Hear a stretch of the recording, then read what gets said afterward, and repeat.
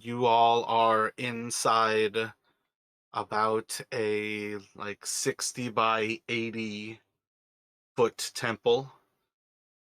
It is on one side next to some flowing water. Um, Let me have a intelligence check from you all. Flowing water to one side of you, kind of behind you and to your right, while you're presented before this throne. There are pillars that kind of uh, that are set up to kind of hold the roof above you. About 30 or so foot tall roofs, like four to, I guess, really like say like 6 to 8 bodies, depending on who's doing the measure of their kind of body kind of height thing. You have a group of undead very clearly around you that seem to be kind of like emanating a stench. You can see a certain level of like their jaws are kind of chattering as they seem to look at you. Um, I think, among other things, at this point, you all are rather well aware that these are ghouls that kind of are in the corners of this room here.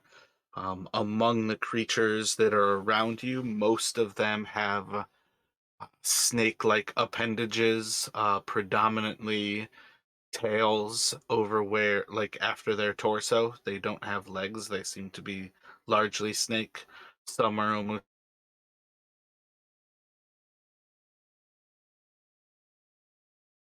entirely, but they all have like this blend of human and snake-like bodies. There are, is that 6 of them around you, the 3 that brought you here, and then 3 other inside of this room with Ras Nsi, who is the 7th of them. But Ras Nsi very much sticks out as different again because of his actual bandaging. As far as Okay, that role was to see if you guys would recognize that if there is running water in this area, from the description you all got by the Aarakocra, it is likely in the northeastern kind of area of Omu. The only river that seems to flow into this place comes in at the northeastern part of where this place is like dropped into the earth and flows down the eastern side of Omu into the lava that has kind of consumed a part of the city of Omu. So you have some sense that you're on like the eastern side of Omu in this moment here, with that water that's is on the side of this temple. Other than that, at present, I think you all have convinced 3 of the other people who were in those little cells to come with you.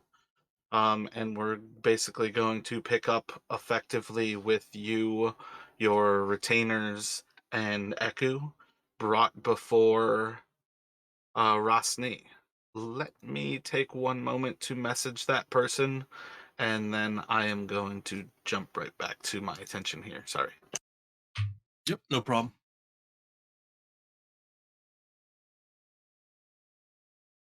And they're already gone anyways. Hopefully they get it. I feel like that's constantly the problem with the last minute options. Um, so you guys are in this room here. I believe we left off with kind of just the initial greeting from Rosny. I did want to be a little bit more prepared for this, so it was a little bit more proper. So I hope this all kind of works out here. But yeah, you guys have basically come to this realization that the nature of how you describe this death curse has changed at least something with this lieutenant who was kind of interrogating you all.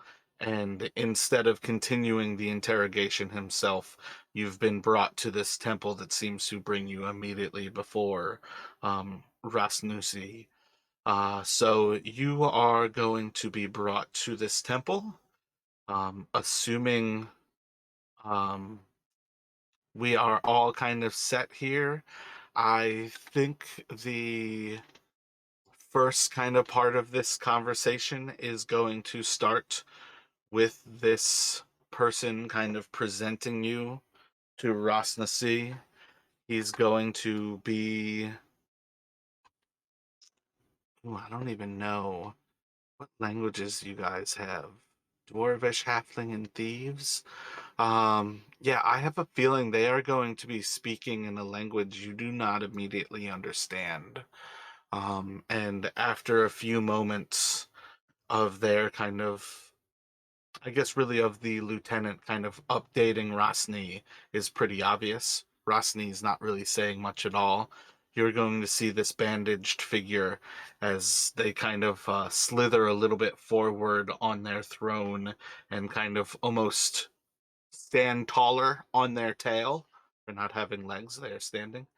As he kind of looks down to you, and he's going to, by Toa's blessing, I understand you have information concerning the curse that has fallen on these lands and those who would worship the false gods of Omu.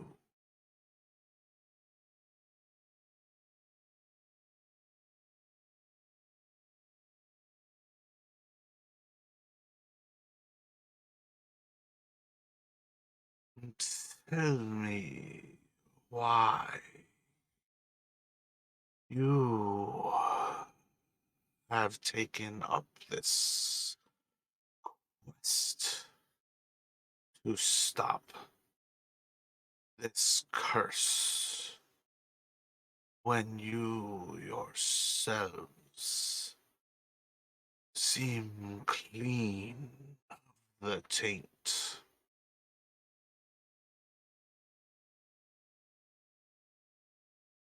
Well, to be completely honest, kind of promised a lot of money, and of course, doing something good makes it easier to do. But yeah, mostly a lot of money. There are riches beyond comprehension within Omu in the earth below it.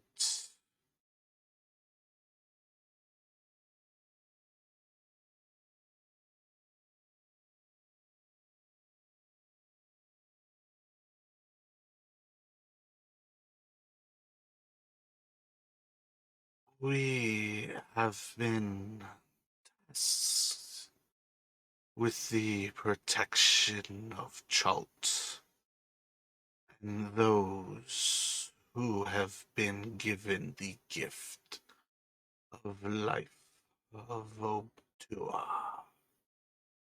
We have been tasked with the destruction of those who would worship the false gods that have brought about the destruction of Omu.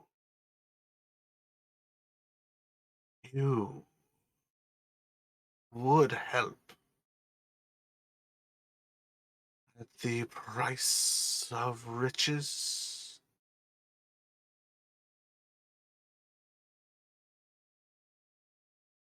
I mean, as it stands right now, yeah, we at least I've been promised lots of riches, and we are trying to figure out a way to get rid of the curse. So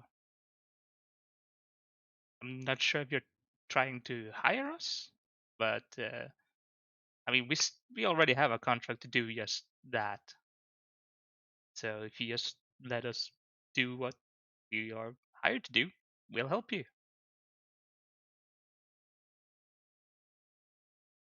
It is Toa's will to punish the trickster gods. You have perhaps been hired by Toa's will. We will not stand in your way while you do the works of Ubtoa.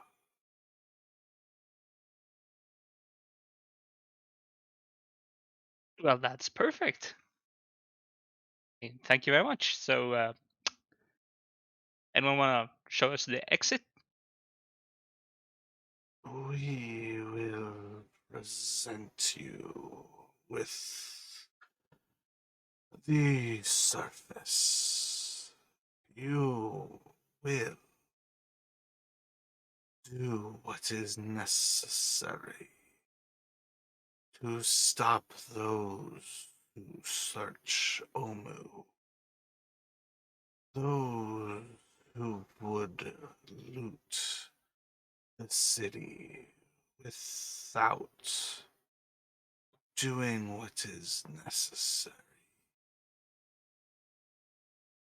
We will work.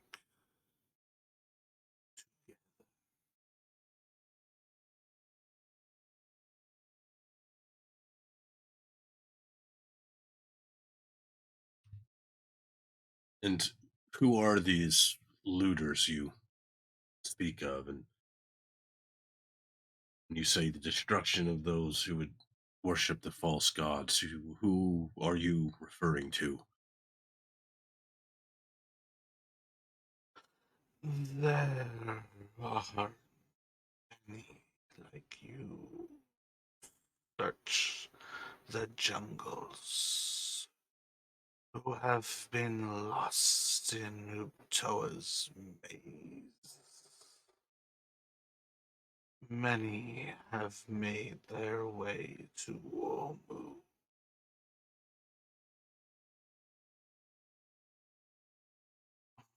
And as he kind of like looks to the sky and almost rolls his eyes backward, you're going to see as his form starts to change. And you're going to see is like from kind of top down, his bandages are going to disappear as you see a bald head.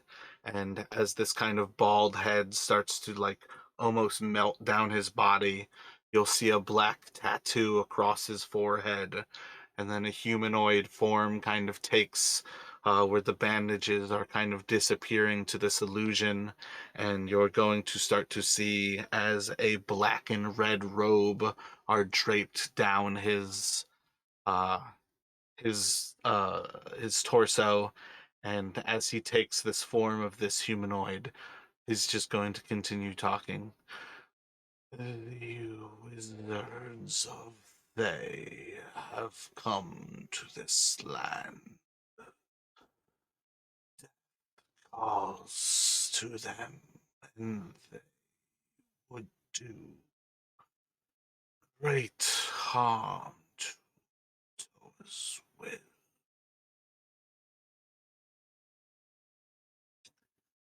And then, like, as he kind of go ahead. I was just going to ask. I can't recall if the characters have heard of the Wizards of Thay before, like in this context, or if we would just in general recognize the name, I guess.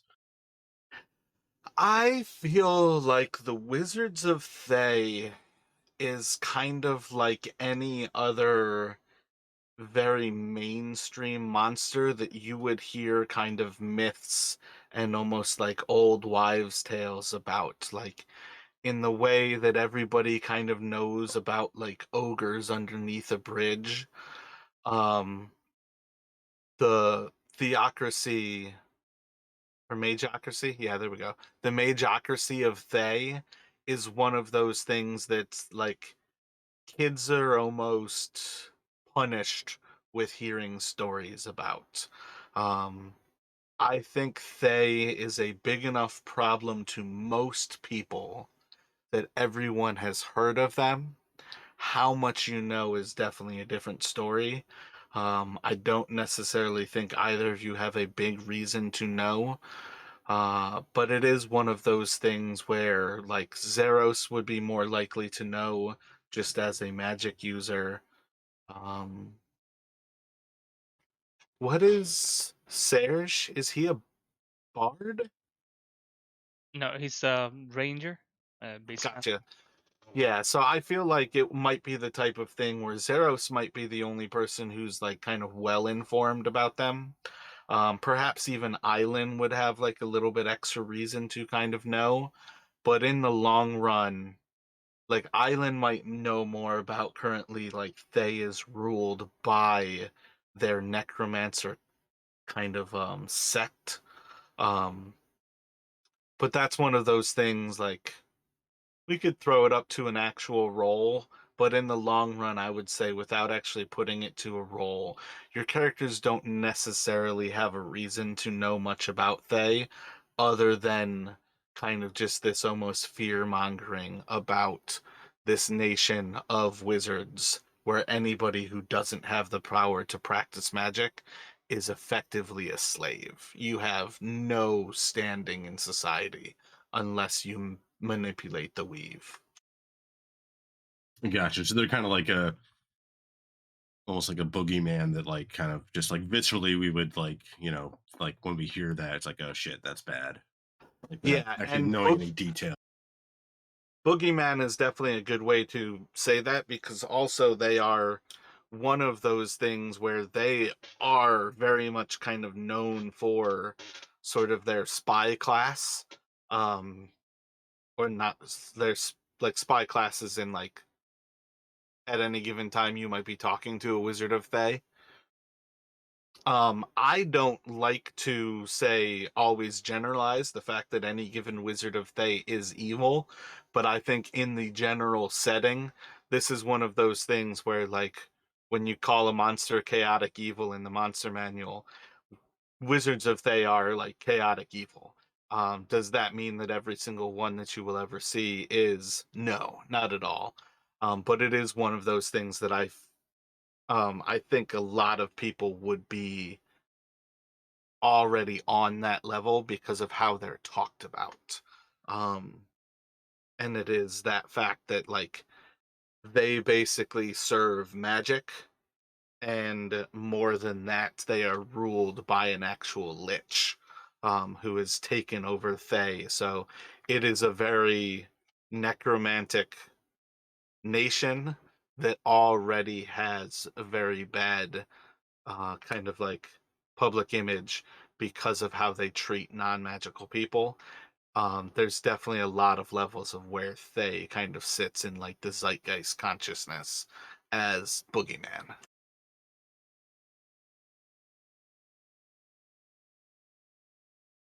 Gotcha. Gotcha.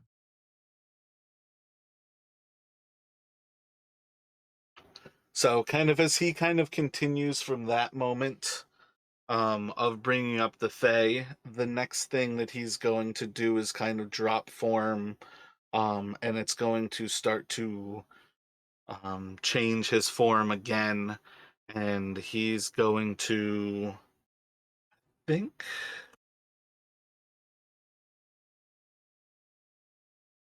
My bad. Like psyched myself out there.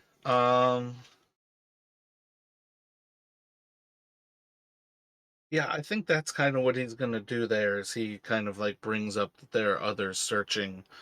Um I don't think he's gonna mention like the giants or anything. I think that kind of fits there.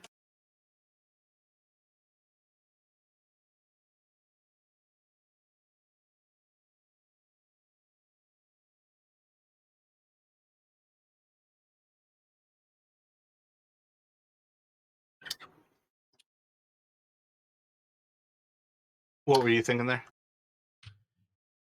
Yeah, so I think Jarek kind of hearing, what Rosny has been saying, and kind of having just like a very general, vague idea of like, okay, yeah, the Wizards of Thay, those are bad. Obviously, Rosny's not a good guy either, from everything that we have heard, but seems like if he's going to be willing to let us continue doing what we were kind of came here to try and do anyway, it seems like maybe we might not have a choice except to work with him. So he'll he'll kind of just nod and say seems that perhaps our goals are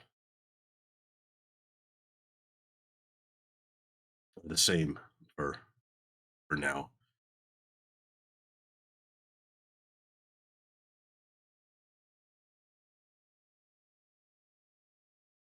As the last bar of Abdul, I charge you with the quest to retrieve the cubes of these trickster gods that the Yamahans have worshipped. Turn them to. Oh shit, that might have been the wrong way to say that. Give me 1 second. I didn't actually ever pay attention to how you enter what he is trying to send you on the quest for. So let's pretend that I actually know where I'm supposed to be sending you, and Ras Nsi is going to tell you to return these cubes from the 9 trickster gods to enter the tomb of the 9 gods. When you return these cubes, you will be able to enter the tomb that Abtoa has built to keep the gods locked forever. If this curse originates, like when he says this curse, he's going to kind of like open up his arms, again, kind of like displaying like he's looking at his own body as kind of a like evidence of the curse. When you, damn it, I forgot what I was saying. If you think this curse is from Homu, it must originate from within this tomb. And by destroying the gods that are an affront to Omu, perhaps then it will be lifted.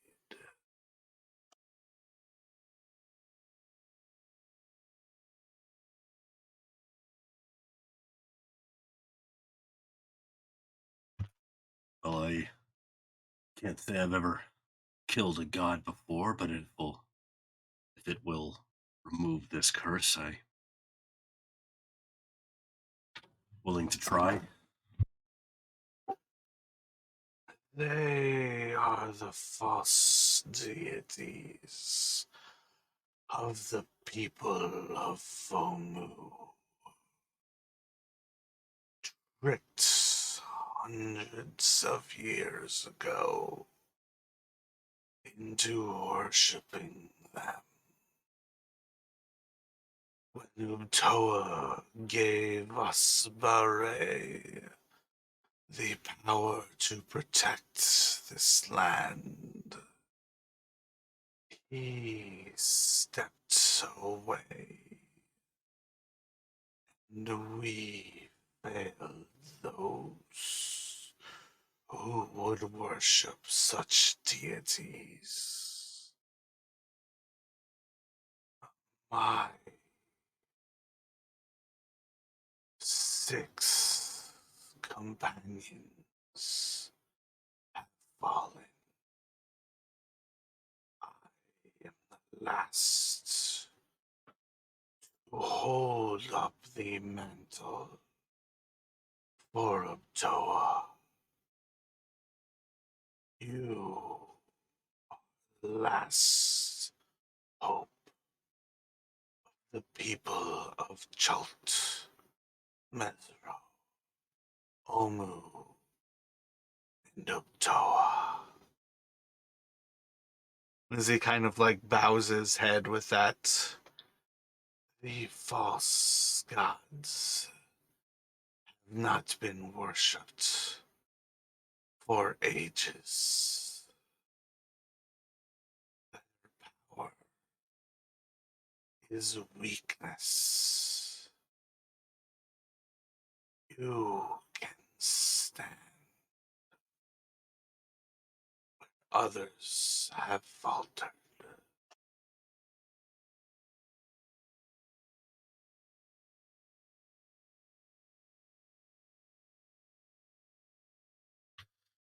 Jarek's just gonna he'll glance towards Taryn, see what he's making of all of this. Well, Terran is just listening basically, but he's very jittery, eager to get out of this place basically. Let me get a history check from you two.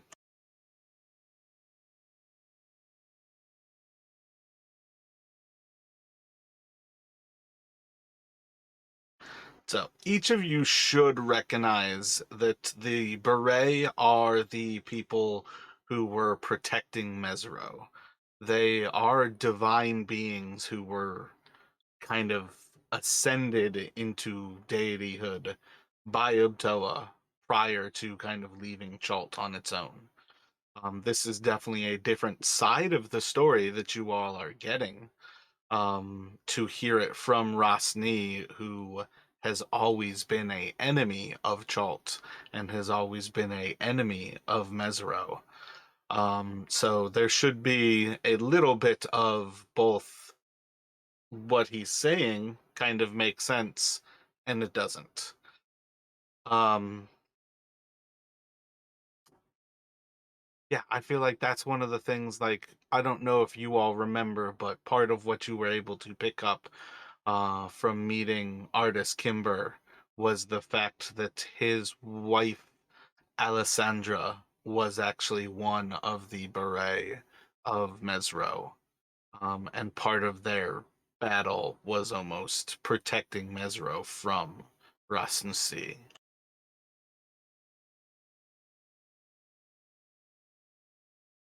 Yeah, I was just looking back over my notes because that beret sounded familiar. Yeah, I think. Um, yeah, that tracks Yeah, I with think I I think should what have we had been. actually called him. I think I should have called him a Bara singular, but I'm sticking with the Beret at this point because it's all I can really say.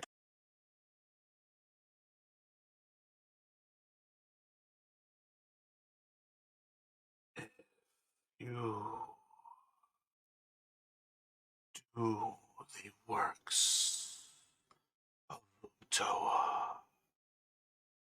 You will find yourselves safe from my servants, Yuanti. Actually, shit, they refer to themselves as sorry.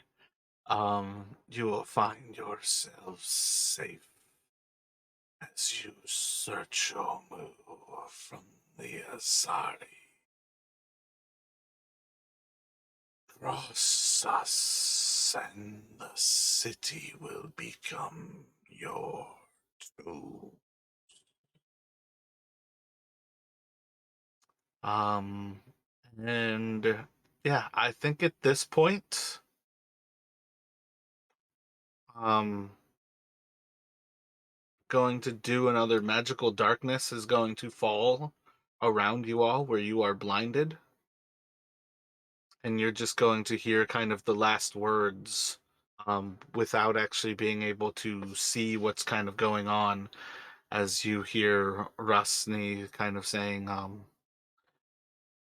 you will be returned to the surface Find the cube. Return to us. And you can enter the temple of the night.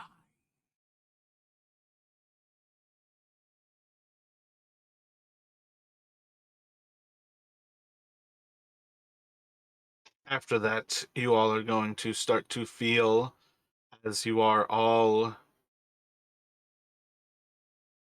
I think we had you in bindings. I feel like they rebound you all, kind of under the recognition that you've already kind of gotten loose. But they are going to kind of blindfold you all here again. So in the long run, do you all have any kind of final thoughts as like that magical darkness kind of settles, and as you start to feel like fabric kind of being thrown over your heads again?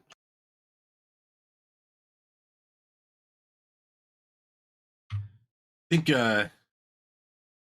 Jarek was initially, he was thinking maybe he was going to ask about the skull chalice, but he decides to keep that, question to himself. But he might ask kind of as this is happening.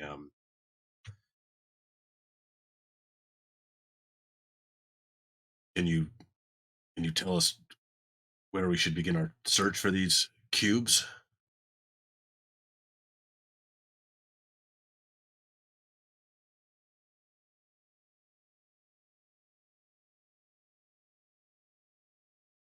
Each of the false gods had temples built to them in the century prior to the fall of Omu. My bad. I can't like tell like if that's getting picked up by my mic. Did you guys hear that? I heard each of the false gods had temples built to them prior to the fall of Omu. Excellent. When I'm trying to like slur my S's, I feel like I get out of breath much easier and it drops really low. I actually switched so my bot is showing me the actual volume of my voice. Hopefully that can make it clearer for me. Um oh yeah, he's going to kind of point out that you basically are going to be searching through the city for these 9 temples. Um as far as things go, I'm not sure if there's really an easy way to kind of describe it where he would like be able to really tell you where these temples are. Um I feel like on some level the answer is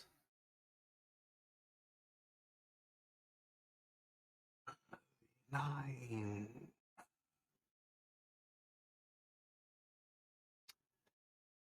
9 sects of the falling Omawans are continually battling one and another.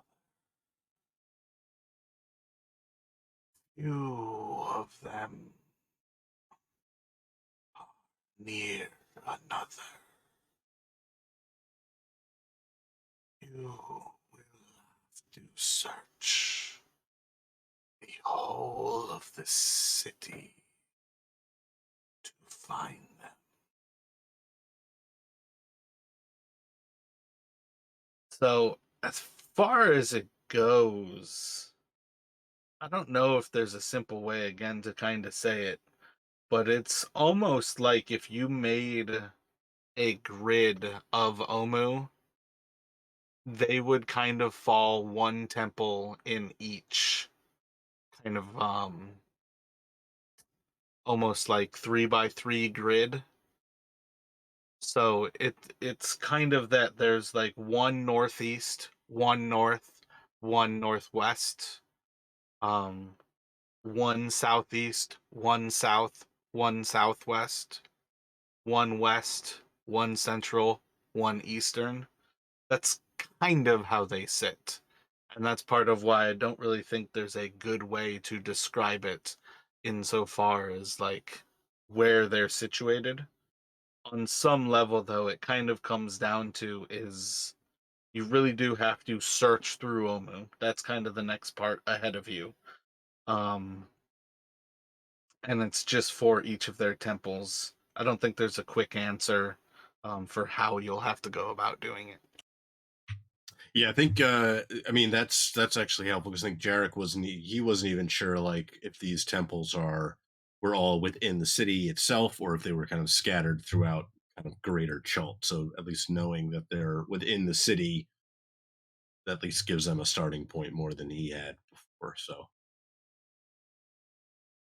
Yeah, yeah. So with that in mind, like you all have visited like a temple to Nang Nang. Nang Nang is one of those gods. But Nang Nang has a temple in Omu, and that's what you need to search here. Um, so you're going to kind of be finding this. One of the clues definitely to kind of pick up there is that these gods were not like partners. Um, you guys have heard different stories as you're kind of passing through this place, and I kind of like that to be kind of how normal people share information. Where you've heard people say like these gods are like an aspect of Omu. You're getting a more complete story here now that you're talking to one of the actual like beret of Obtua. Um, the nine gods, like previously you heard people say the nine gods are aspects of Umtoa. With the conversation with Ras Nsi, you are getting that bit of information from a beret that is like, no, these gods being worshipped were actually why Omu was destroyed. This was kind of the completed fall of the Yomawans was when they stopped worshiping Uptoa and they started to worship these gods. Um, and part of that clue then that I was kind of alluding to is the fact that these gods battle between them. The sects of people who followed them battled between them. So while there was like a spiritual war going on between like Uptoa and those gods, there was also the fact that like the actual people of Omu were like caught in a 9-way civil war of destroying themselves from within. Um, so that's kind of like the little clue there. Any other questions before you all are kind of like ushered back out of Ras Nsi's temple? I presume we'll be given back our equipment.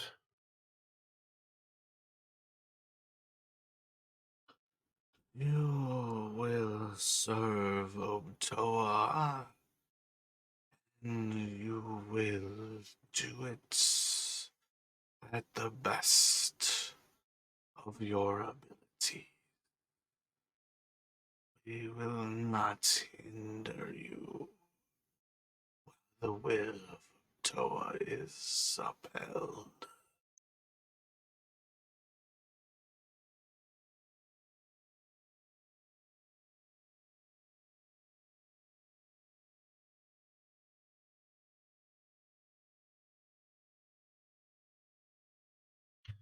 Yeah, I think that'll probably be it for Jarek's question.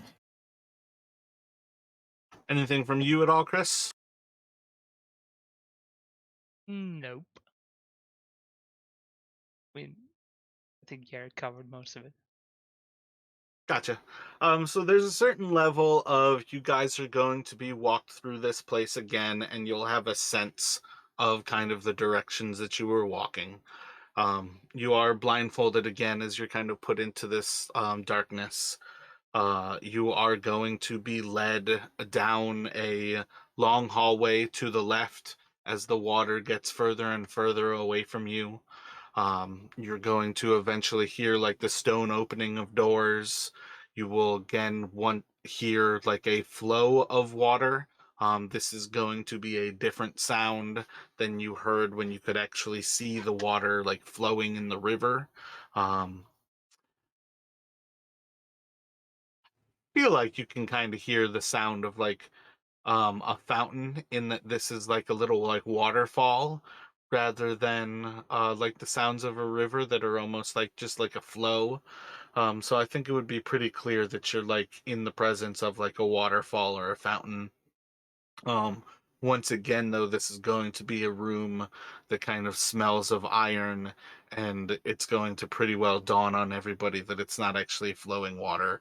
This is probably a place where there is flowing blood. You're going to smell like the burning of a fire as you're kind of walked up a little ledge, moving kind of again to your left as you kind of walk. Um, yeah, I want to stick to the actual direction because that's how you're going to feel it.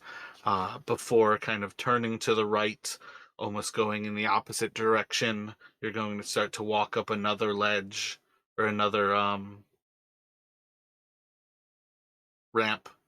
Uh, Turning to the left there, walking through another area, turning to the right, walking through another area.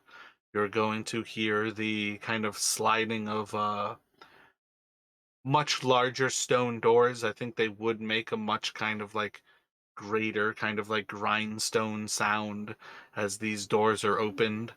And as you kind of exit this area, you'll hear them shut behind you. Over the next few minutes, you guys will walk up a kind of extensive ramp before you are going to start to hear the sounds of the jungle. The temperature is going to kind of slowly increase through all of this as you kind of leave the actual like underground feel of like a kind of like constant like 70 degrees. It's going to get higher and higher to where you start to feel that like stifling heat of all of the wind and uh, perspiration comes to mind, but precipitation, like the actual like liquid in the air, you can start to feel that as like it's like the wet heat kind of like soaks back into your body, and it almost like drains some energy from you. After, you know, even this like 1 day underground in this little prison, it's kind of weird how stifling that will be. And after some time, you are going to be walked. I think you're gonna get a sense of kind of a circular motion. As you will almost every once in a while kind of bump into something, like on your left, as like a body kind of moves you a little bit more right. You're gonna gain that kind of sense that you're almost kind of walking in like a slow like right hand turn before eventually being starting to feel as someone is removing your blindfold, and we will pick up with you all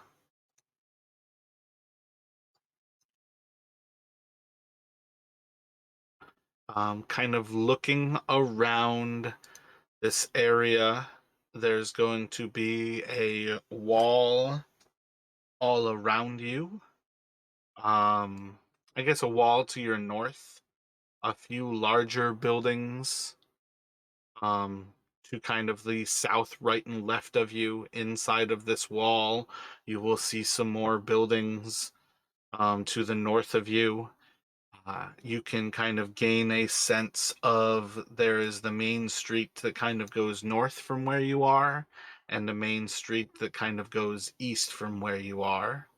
Um, Inside of the actual jungle, like itself, this city is very clearly starting to be kind of consumed by the actual jungle, as it is extremely dense inside of the city. But I do think you all can kind of see, at least in this area, that you are not far from kind of the eastern side of where this place has sunken into the earth, and you can see this cliff with the actual like normal jungle up above you all by about like 150 to 200 feet, probably like 120 to 150 meters. I feel like is pretty good. um but I think Can you guys see where I've shown things? It's probably like maybe halfway down on the right side of this map. Yeah, I can see it. Excellent. Yep. So I think that's where we're going to start you off, as they basically are going to release you from the blindfolds, and you all will have your kind of party. At this point, you guys can have like a full rest, and you can have all of your gear back where you would have sat before. And we're going to kind of pick up from this here. I wanted to kind of present it as it is, where you guys were kind of described this by a feel, because I do think I've shown you all the map of Omu before, so you have a kind of sense of what you're looking at, but don't necessarily know. Um, is that correct? Have you guys seen Omu before?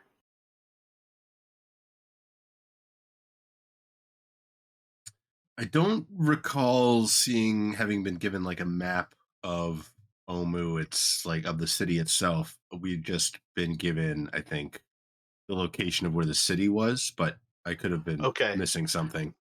So then I think the only things that I've really described to you then are effectively that I think I've told you that Omu has a river that feeds it to the northeast, and I think that there is a valley that is kind of like a stairway into the city to the southwest. Um, I think I've told you all that from the Aarakocra. And I think the other thing is you all know that there is a portion that kind of collapse further, and there's active like lava pits that the water leads into. Did I describe? Do you guys remember if I described where that is? Yeah, I'm starting to remember. I think actually you have shown us the map too. This I remember when you mentioned the lava part. That came back to me.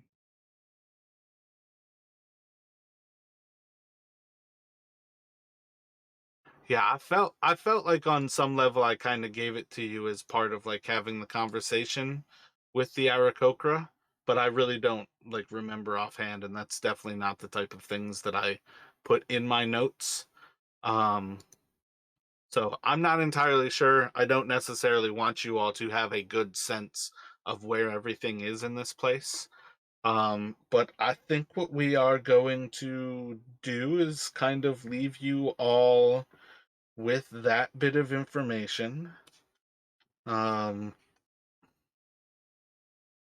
I think, um, so I think they are going to point out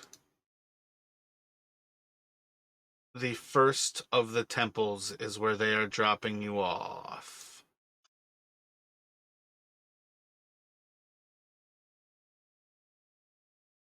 And they are basically going to say to you,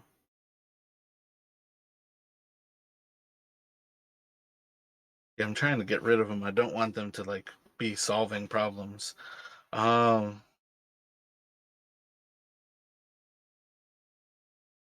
yeah, I think you're just gonna have one of the captors, I guess maybe the guy who was interrogating you, as he kind of removes the last of your blindfolds, is going to point you all to the east. And as they start to move away, just kind of look to it and this is the temple of the first of their gods. Tread safely. We are watching. And then I think with that, they are going to leave you behind.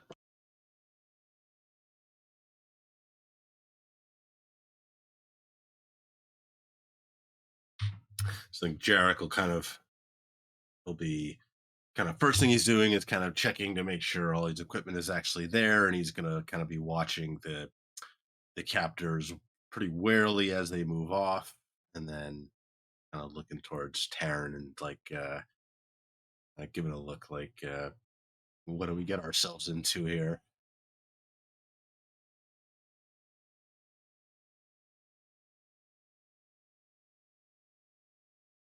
Yeah, Taran would basically do the same, checking his bags just to make sure.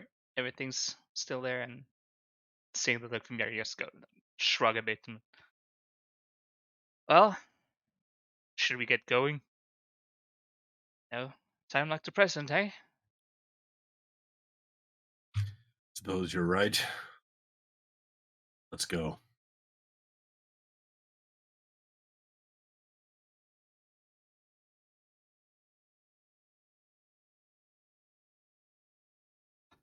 So, from where they've kind of pointed it out, I would say you guys are kind of at that little crossroad there.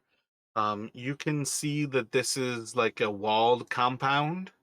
Part of the wall on this western side of the temple is destroyed, but you can also see from kind of where you're looking that the actual entrance is the southern side of the temple, as it has two kind of like needle like obelisks that stand about 40 feet tall, about like 20, probably like 30 feet taller than the actual wall itself. But that's kind of like the immediate image that you would have in front of yourselves. And I'm going to drop you on that map.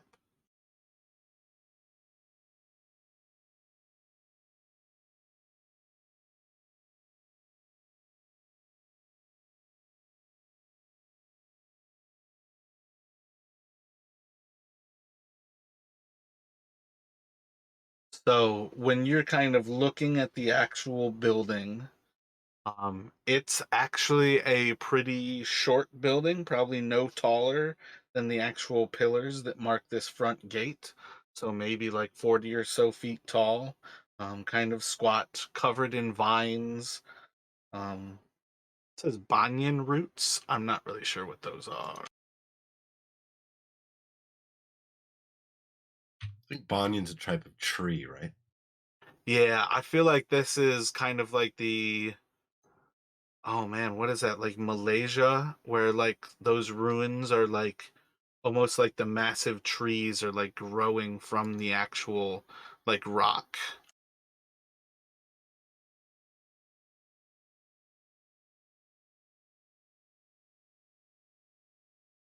Yeah, they're definitely pretty kind of crazy trees. But yeah, I feel like they have this kind of weird. I don't know how much you guys know about like gardening, but mint is one of those things that like when it touches the ground with a leaf, it grows new roots from it. It looks like this tree kind of does that where it will grow. I don't know. I'm about to post a picture to the Discord because it'll like It, grow roots from the actual limbs almost. it looks like it almost kind of like takes over other plants, like it starts growing on them and then almost consumes them. Yeah, I feel like it's like dropping seeds and like the seedlings grow up before it like becomes like a part of that next tree.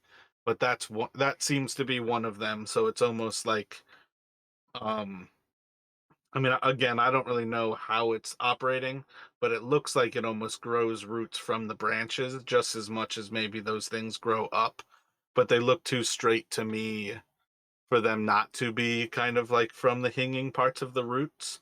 But if you look towards like the central part of the actual tree, you can see some of the kind of like thinner brown fibers. And that makes me think that like as soon as they touch earth, they just like turn into like a rock solid tree stump or like whole new, why can't I think of the center of a tree? Trunk. Trunk, yeah. He turned into like a whole new trunk. But it's definitely like that's definitely a pretty crazy kind of tree. And this ruined temple is like covered in them. Um if you all go around to the south side, you would see that the front of the building has stone doors that seem to seal the entrance, and they have images of like snarling small. I guess you wouldn't really know like size wise, but snarling bears on them. Um, Long sharp claws. As far as we as humans go, it seems like this is almost like koala bear kind of thing. But likely decidedly less cuddly. Yeah, I don't think a koala bear would be cuddly until you actually know that they move as slow as they move, kind of thing. Yeah, I guess if you didn't know what they were at first, yeah. I think one of the funniest things about like a lot of society was this idea that at some point we created this idea that like teddy bears were a thing. I think Teddy Roosevelt is actually the person who did it. Was this like change in like the idea that like there's anything cuddly about bears? Yeah, there's a guy on he does like YouTube videos. I'm blanking on his name, but it's like I think he did one about how like they essentially came up with the idea that bears were cuddly, and it was I don't know, it's pretty funny.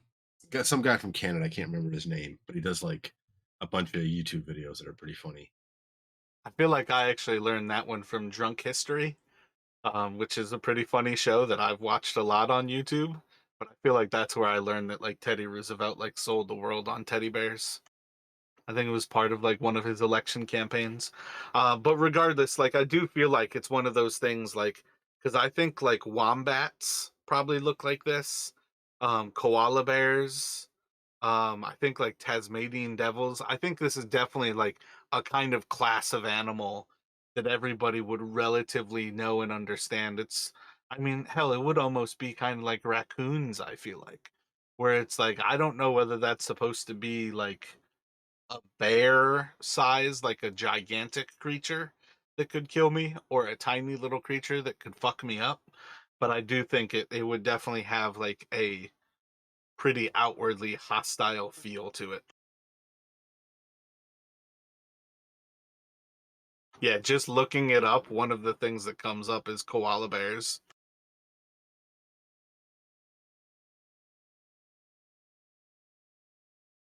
Ooh, I think you guys actually might have fought some of these. I might have done a bad job describing them before. These might be the magical things that actually broke your armor or your weapons. I can't remember what it was. Yeah, something with like sharp claws. I think they seem like mammalian. I think you described them when we fought them. Yeah, I've got them in my database, which tells me that you guys probably fought them, and they are small. So yeah, I would say this is kind of yeah, this has got to be them. Destructive claws. Yep. So yeah, I think you guys would recognize them as those little creatures that you battled outside of. I think this was right before you went into Dungerlung and saved Kroot. Was you had that little battle with it was like six of these little creatures. They're small, so I assume maybe like 10 to 15 pounds. Um, Kind of hairy like a bear, almost faces a little bit longer like something like a um raccoon.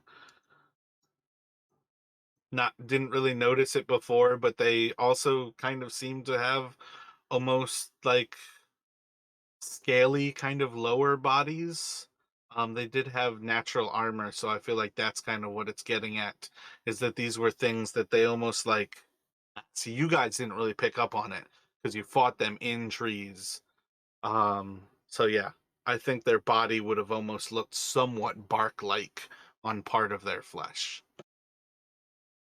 So you might see that as a little bit differently, like in this depiction.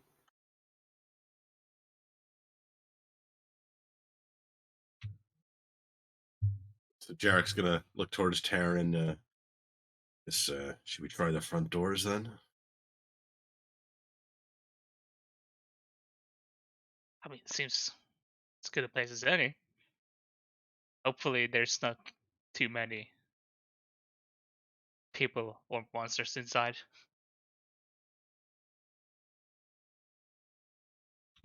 To be honest, I've no idea what to expect, but suppose we best get started.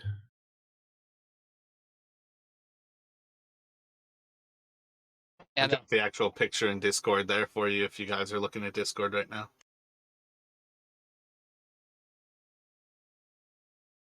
okay, those look kind of cool.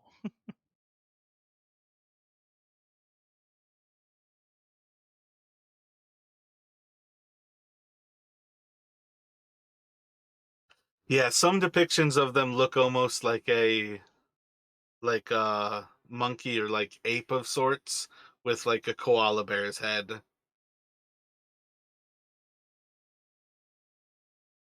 But I do Definitely really sharp like that. claws. Yeah, those claws look vicious, especially like the way the hind legs like sit in that they're almost like circular. It looks like it could just like grasp into you and like just pull out a massive chunk of flesh. Yeah, I see him like almost essentially like leaping and like almost onto your head and just like all four claws and just like ripping your face off.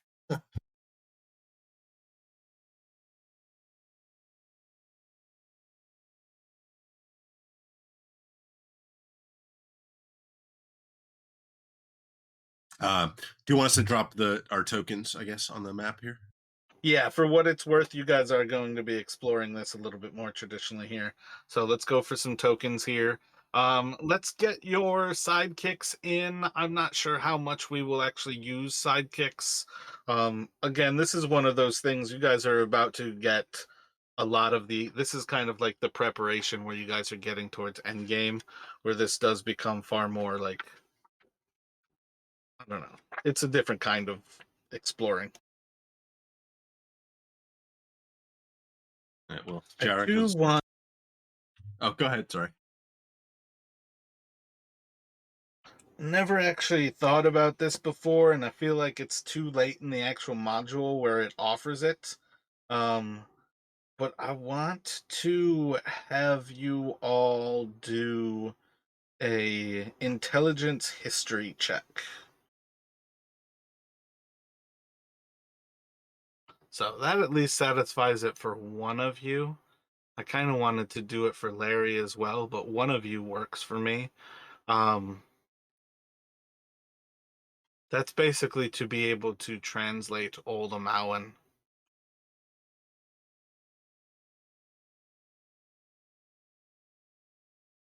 I think like Island, if I recall, when we had been at the other temple of when we were looking for the orchid, I think I know he had been like taking, I think like sketches or writing down the old Omoan and maybe like kind of during the other course of our travels, essentially, I'm thinking like we've been kind of trying. He's been like trying to piece it together and kind of figure out if he can translate it or something like that. And maybe he's been been sharing it with the other with the rest of us. Yeah, that's kind of what I mean, where I felt like they should have actually added that as part of Nangalore, and I don't think they did, because that was one of the first times you all, I think, came across the old Mhoan. Um, that's part of why I feel like it should be like in the like introductions to the module to say like, hey, give these people a chance to actually recognize the language. So for what it's worth, we're gonna very least give Yarrick a reason to be able to translate this stuff, even if it perhaps would have made more sense for Island to also pass the test. He did not, with my role at least. Um, and that's one of those things where it sucks that he's not here. So when you approach this building, and you guys go towards the front gate, you're going to see a small plaque above the actual doors, uh, and you will be able to. I think it makes more sense. Take a few moments to actually translate the language, Yarrick, and you can basically understand that it says Oblaka teaches us to tread wearily and stay in the light.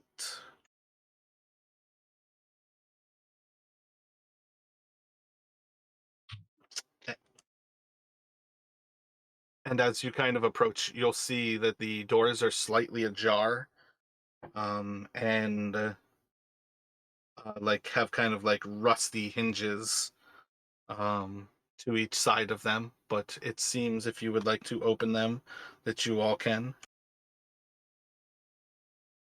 So I think Jarek, after kind of translating the with the plaque, he's gonna, I think, suggest that maybe we light up a torch, have some light. Probably going to be pretty dark in there, and It seems like a plaque. Seems like a warning.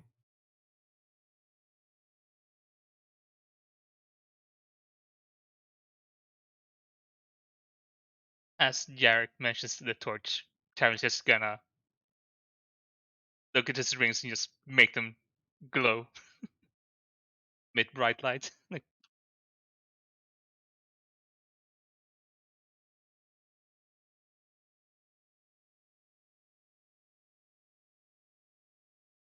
And I think Jarek, just in case they get separated, something he's going to light up a regular torch for himself as well, carrying it in his offhand.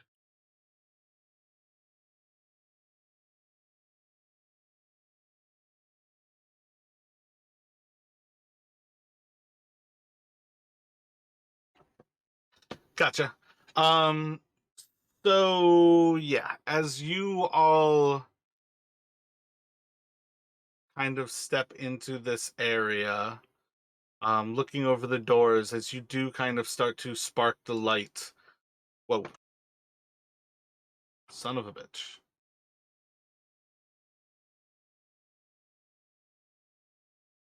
You saw nothing.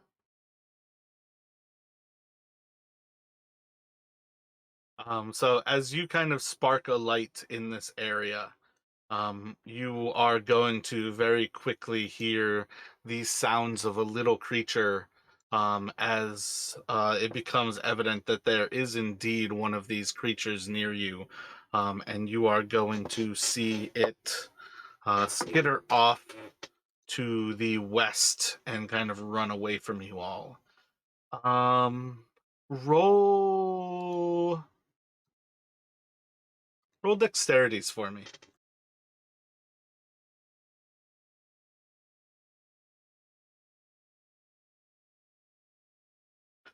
As you kind of like gain sight of this creature running away in the light, would you like to do anything?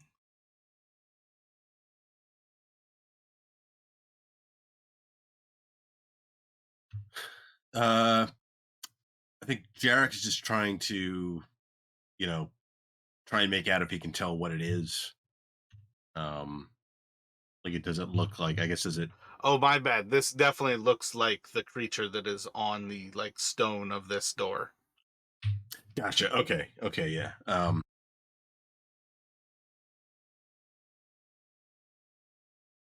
Yeah. I think Jarek doesn't really. Yeah. I don't think he's gonna do anything at the moment aside A- from.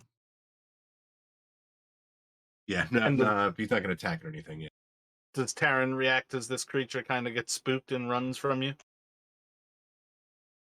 no, it's well, maybe a swear word or two, but as he gets spooked by it, but nothing else. If it's running away from us, it's hopefully not gonna be a problem.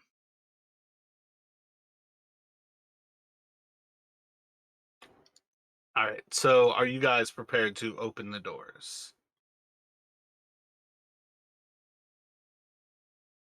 Yep, unless Yeah. Jarek will kind of nod towards Taryn. Kind of he'll be staying just a couple feet behind him. I don't know if he wants to like check it for traps or anything before moving to open it. I mean Terran is he could check it, but it seemed like it was already slightly open. Oh, that's right. You're right.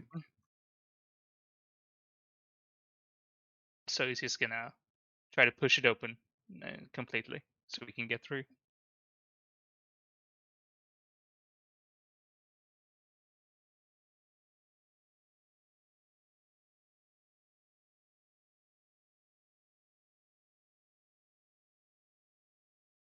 All right. So, as you all open this door, you're going to see a hall that kind of like extends about 10 feet in front of you, seems to turn to the right, and progress towards that right side. opening the doors makes like a kind of horrendously kind of loud screeching sound as they kind of move to present this hall to you. You all are going to kind of pick up on kind of the sound of like skittering and movement. Let me get a perception check from the two of you.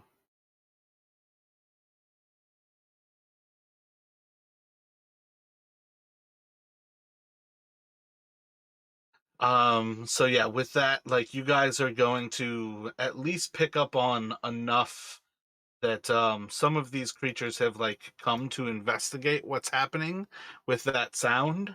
They're not like moving any closer to you, but you're kind of like have that eerie state of these creatures are like around here and they seem to be watching us. But a few of them have kind of like moved around from you. As far as like inside of the room goes, it's a bit of a dark corridor, um, kind of painted with, or there's like reliefs that are kind of like sticking out from the walls. All of them seem to be with like little bits of kind of like gaudy, colorful paint still remaining on them. But the first few moments looking through this hall, you are going to kind of pick up basically that these like first few paintings have like images of people hunting, harvesting, kind of planting crops, but it seems to be kind of like hunter gatherer kind of things. um yeah, I think the first two would probably be the hunting and like the harvesting. You don't actually see them planting crops yet. So as you first gain access to this hall, that's kind of what you have. Like assuming right now that you guys are at the door, kind of like that.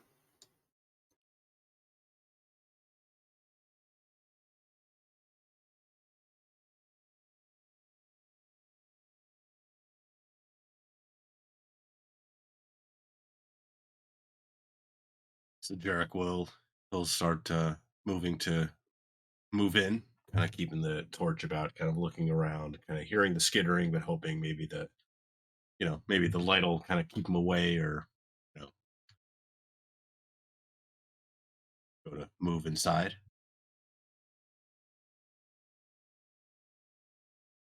And then it's like we take a closer look at these reliefs. Do they appear to depict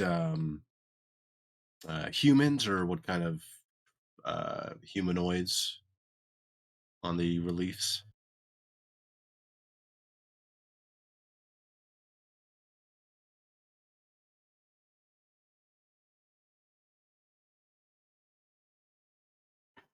I think you're going to get humanoids.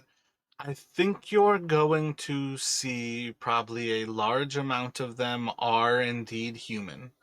Um, the ones that I guess still kind of have like paint left to them, you'll see some kind of the dark flesh tones that are pretty kind of typical of the Cholton people.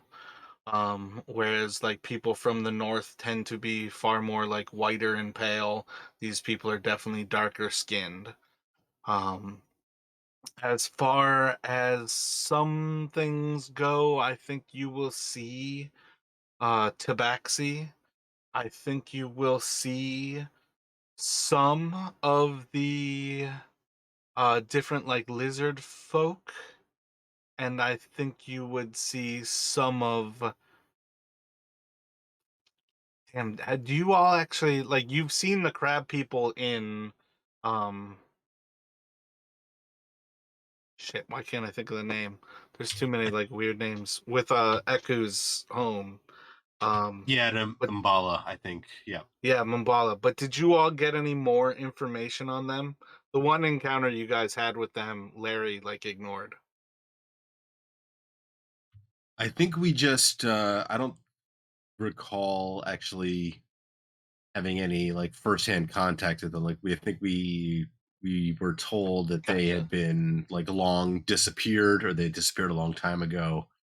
I don't think we've Were had you any. did I have them tell you that um in Kirsabal, like from the monks, or was that like in the kind of conversation around Mambala? I think it was in the conversation around Mambala, because that's where I All right. remember them from. So I don't think you all necessarily know their names, but this will be the second time that you see that there are like lobster-like people who stand almost like twice as tall as some humans.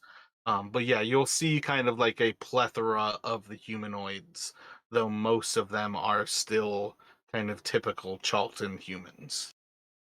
Oh, I do have it in our notes that I think Sindra had told us that they were called the Aldani. Okay, that makes sense. Because I think the second time we returned to the port, um, we spoke with her, and Yeah, yeah, we like told her about. Mombala overlooks the Aldani Basin. It's one of the places where they are rumored to um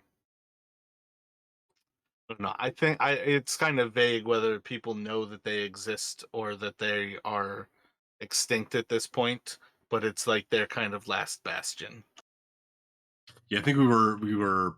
Most people think they're extinct, but maybe they're just gotten much better at hiding, and they're just But I don't think we know anything for sure. Yeah, that's why I say like the spoiler of there was like the only chance you ever have to encounter them to know anything about them really is like it's I think it's like one on a D100 and it's pretty much on each one only when you're on the river like random encounter chart. So there's like 9 or 10 different random encounter charts for this campaign. So it's like one in like 1,000 that you'll ever encounter them, and Larry was like, "Yep, I'm gonna do nothing." I'm like, "Holy shit, that crocodile scarred you all." It's supposed to be like a whimsical encounter, and he's just like, "I do nothing." I'm like, "All right, well, fuck." This is where your DM like wants to railroad you to actually have the fun encounter happen. But yeah, you guys kind of walk into this hallway. You see that it goes to the right. The critters are kind of scurrying about behind you. What kind of thoughts do you have as you look over? I think the first of those two are the like reliefs that kind of show people painting.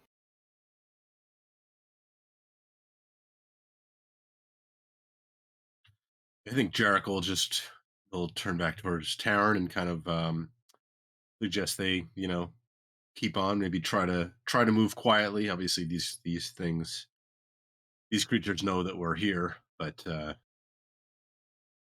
just in case there's anything else in here, maybe we try and move quietly. Oh, I think I described that poorly. So those things that are supposed to be on the wall that you can kind of see like to your right there, those are empty torch holders that are below the reliefs and the paintings. I was thinking those were like meant to be the painting. So this is kind of the weird thing, like again with that little like entrance thing that you read. I feel like there's a certain sense where as you walk into this place and you immediately see torch holders, there's kind of meant to be like a sense like perhaps we're supposed to fill these with torches. Okay. Yeah. So I guess Jarek would like check them to see if they or they're just kind of like empty sconces. You mean? Yeah, yep. Yes, I think Jarek would. He would take the torch he's holding in his hand. He would put it in one, and then he would probably move to light up a second one and put it in the other.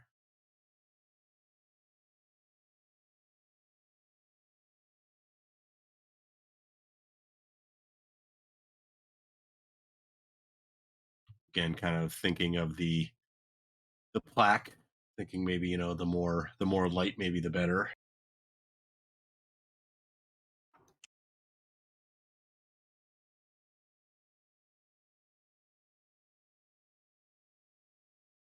Um So, are you guys moving further into this hall? Yeah, I think once Jarek, puts the torches in, he'll kind of um suggest they kind of continue on.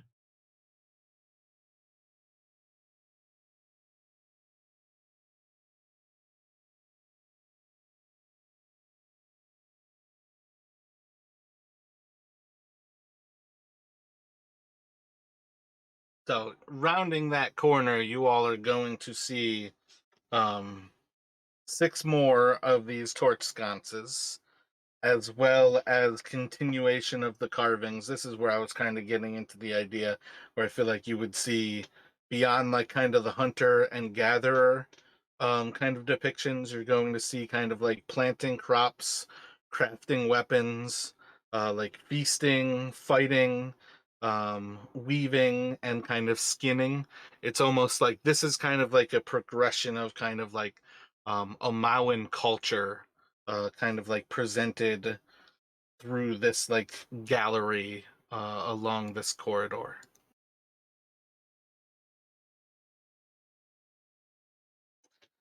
I think you can probably see at the end of this hall, there's like a little bit of an opening into the next corridor.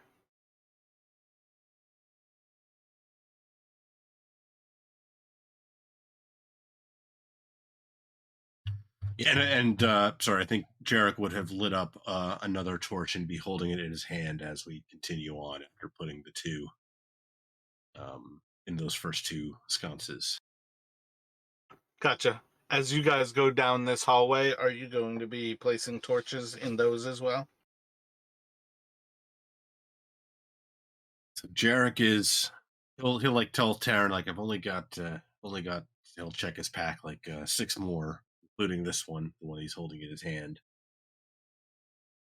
Yeah, don't worry. I've got a couple of more torches. I think we should have enough.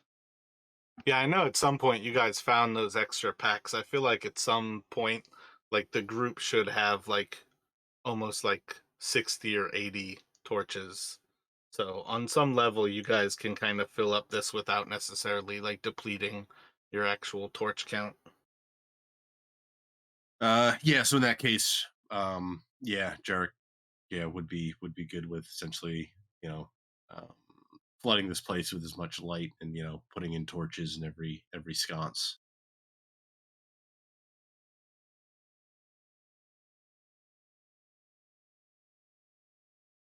So I think as you kind of like move down this like evidence of kind of like culture of the Samoan culture, like kind of presented here. Towards the end of the hall, you're going to see as it kind of opens up into this next room where you see just a small room, about like 25 or so by 20. There is a pool in the center of it that still has water in the bottom of it. Looking down into the pool, you can kind of see a moon in the bottom of the pool. Looking up towards the ceiling, you can see that there is a sun carved into relief in the ceiling.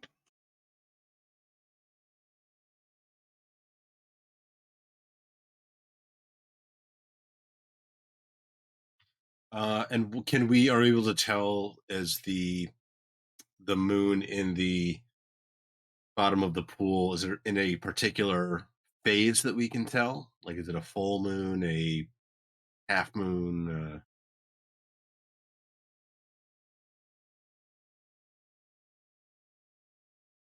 Because Jarek would obviously move closer to try and figure that out. It just says a moon carving. Um, as far as things go, I don't. Let's see. I mean, that image that I have has the crescent moon.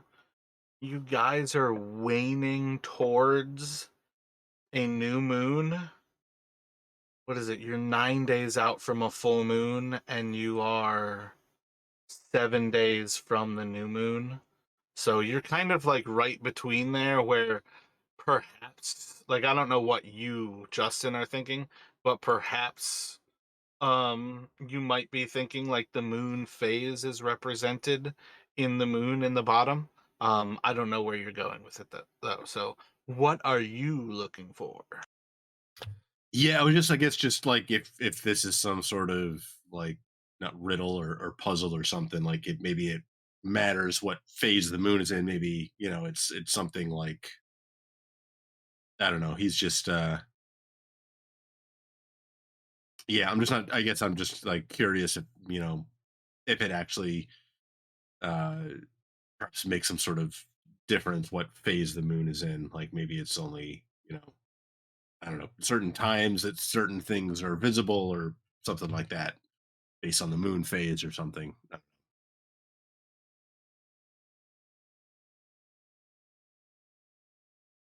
So how would you explore that? Um, I guess like if he can tell what phase the moon is in the pool, and then compare it to like what what they know the moon phase is outside. Yeah, so that's what I mean. Like, for what you all would know, this seems to coincide with the phase of the moon that's like happening here on Eber right now. Like, this seems to be a crescent moon, and the moon is currently waning into a new moon. Like, it is a crescent moon. We're at nighttime. Gotcha. Okay. Okay. That's what I was getting at. It's like meta knowledge, my descriptions and the actual like campaigns art for this, it just says that there is a moon reflected in it. This image that I have here has a crescent moon inside of there. But as far as like where Jarek is taking it, yeah, like at present, it would seem like unless you want contradicting moon phases, that this is probably the time to be here. Gotcha. Okay.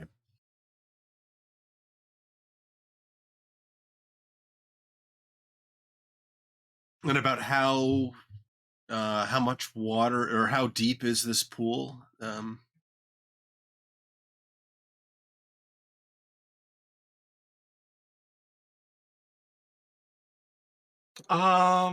I feel like they're probably about like 2 or 3 feet, perhaps. It's kind of difficult to spot how deep water is, from outside of it, but from what you can tell, it seems to be like feet deep or like meters deep.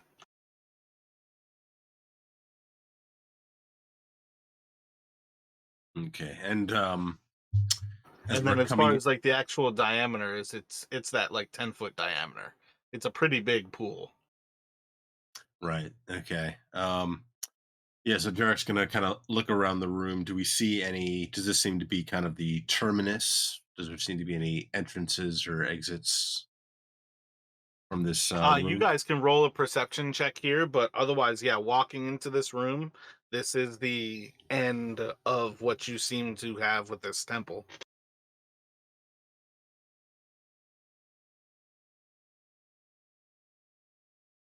Yeah, looking around the room, you guys do not see anything else here. So at present, like you guys walked into this temple, you turned to the right and walked about like 30 or so feet, went north, and then you've come into this like 25 or so foot like wide room, and that's the end of this temple. What are you guys thinking here?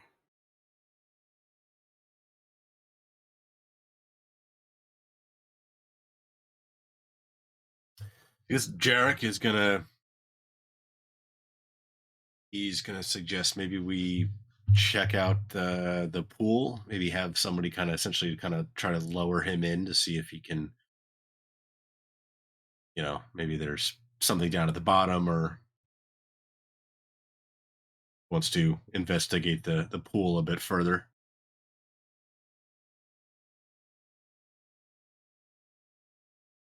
Gotcha. So are you volunteering or are you volunteering someone else? I mean, Jarek will, yeah, he'll volunteer to go take a look into it. He'll kind of he'll ask maybe like Zeros and Serge or Terran to kind of essentially, um, again, depending how deep it is, almost kind of lower him down in so that he's, um, Yeah, so like stepping in, I would say you're not going to go. It's probably between like thigh deep and maybe like waist, but I think it's closer to like probably thigh and knee. okay, okay.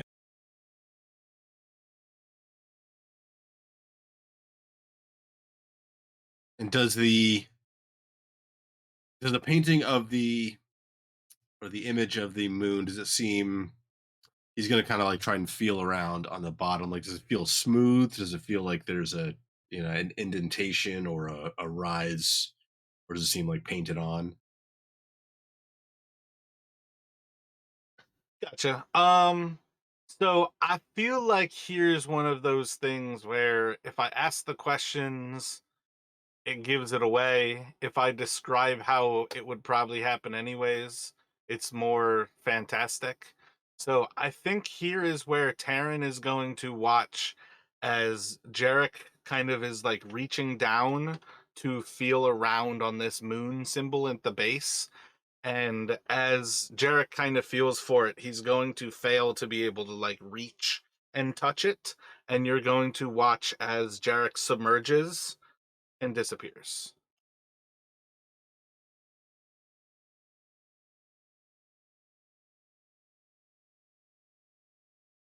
Holy crap! Where did he go?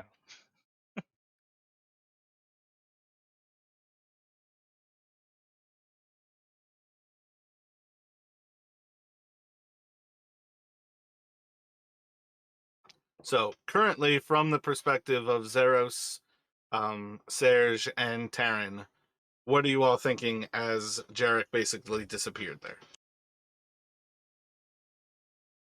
Uh, kind of horrified and scared, but yeah, Terran is basically gonna jump into the pool himself, check like how and why. So I think Taryn is probably not necessarily too much taller than the actual pool. Are you standing up in the pool? You're probably say like chest to like neck deep. I mean, as soon as he gets into the pool, and it's like that deep, he's gonna basically just dive in, I guess. So then we are going to have Serge and Zeros basically watch as Taryn hops in and kind of the moment your head goes underwater disappears. I think So this is seeing where go ahead. I think seeing this happen twice, Zeros is gonna kind of, he'll like look towards Serge, kind of shake his head, and then he'll eventually move in after Jarek and Taryn. Gotcha. I was gonna say at this point, being that they're your followers, I'm not going to hide from you what's happening, because they wouldn't necessarily be here if we actually had the full party. So what is going to happen is, Jarek, you are going to step through, and you are probably not going to notice anything different. But when you do kind of reach down to the bottom of this pool, um, it's going to get darker. You'll kind of notice that like actual change in light as the light around you kind of disappears in the same like moment as you kind of like touch the stone at the base. And as you kind of feel, well, I guess realistically, when it gets darker and you touch the stone at the bottom of the pool, what would you do? I think you would probably instinctively try to move towards the essentially break the surface, rise up back so he's no longer submerged. Gotcha. So as you rise up, you are going to find yourself very quickly back at the surface. Complete darkness. You can touch the edge of the pool. If you would like to climb out, that is fine. If you would like to do something else, that's fine. What are you doing? Yeah, I think he'll move to climb out. He might call out for the others. Given Gotcha. that if it's dark, he's not sure if what happened. So as you kind of call out, you're going to hear not necessarily like the echo, but I do think stone halls have a certain amount of acoustic reverberation that kind of gives you this kind of sense of um not only that you are still in that same stone temple, but there's like a sealed nature to where you are. There's not fresh air in this place in the same way. It's going to be kind of an eerie feeling, but I don't think it's going to be long before you actually are going to have light return, as Taryn is going to kind of pop up inside of this pool as well. And what is it, Taryn? You got 10 feet or is it 5 feet of light from those? 10 feet of bright light and then 10 feet extra All dim right, light. gotcha.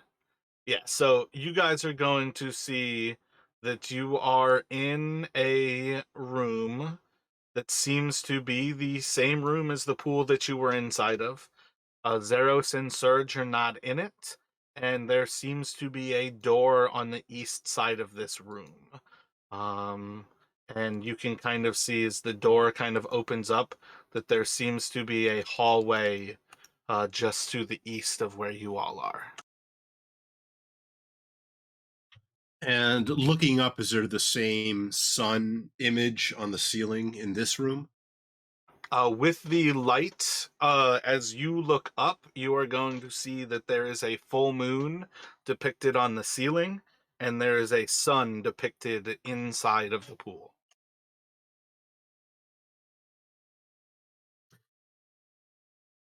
And I think that's probably where the next person, Zeros, is going to kind of like pop up into the pool.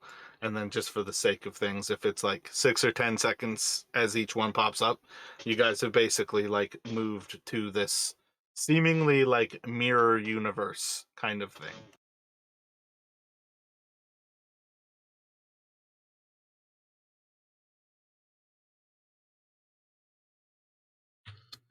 Yeah, so Jarek is a little confused, a little. He's not sure exactly what's going on. Yeah, he'll move to kind of climb out of the pool. Um, be glad to see that the others are now kind of with him again. He'll move to kind of trying to dry himself off as best he could before lighting up another torch, kind of taking note of the seeming inversion of the sun and the moon in the on the ceiling and in the pool, and then kind of glance towards Taryn and then towards the opening to their east, or well, I don't have no idea what direction it is, but to the right. Um, just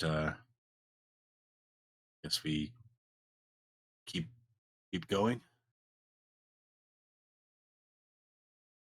So Um, I think yeah. another thing in my bad, what were you thinking there, Taryn? No, I was just gonna say, yeah. Keep moving forward, basically. Another thing to notice in this room that the other kind of lacked is that while this pool has the sun in the base in the pool, and the moon on the ceiling, these walls seem to be decorated with Omawans kind of going about like regular daily tasks. So it's kind of like a return to that seeming like depiction of like Omawan life. So as you all kind of approach the actual hall, preparing to step out of this room, you'll see that the hall kind of extends just a few feet to the north of where you are. And then it seems to go further to the south before it kind of opens up into a larger room.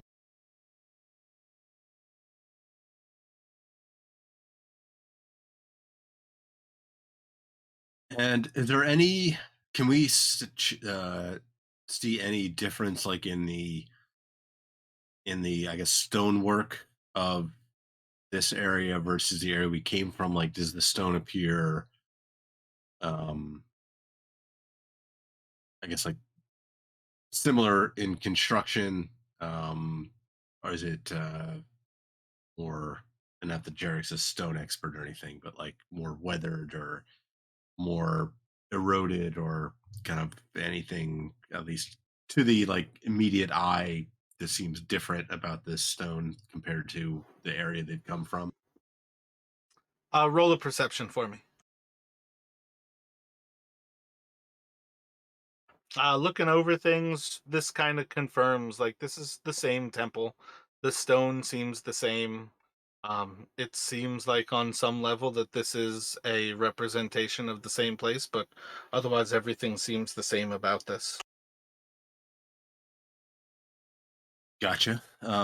Yeah, so Jarek is ready to kind of see where this takes us. Guess we keep moving. All right then, let's move out.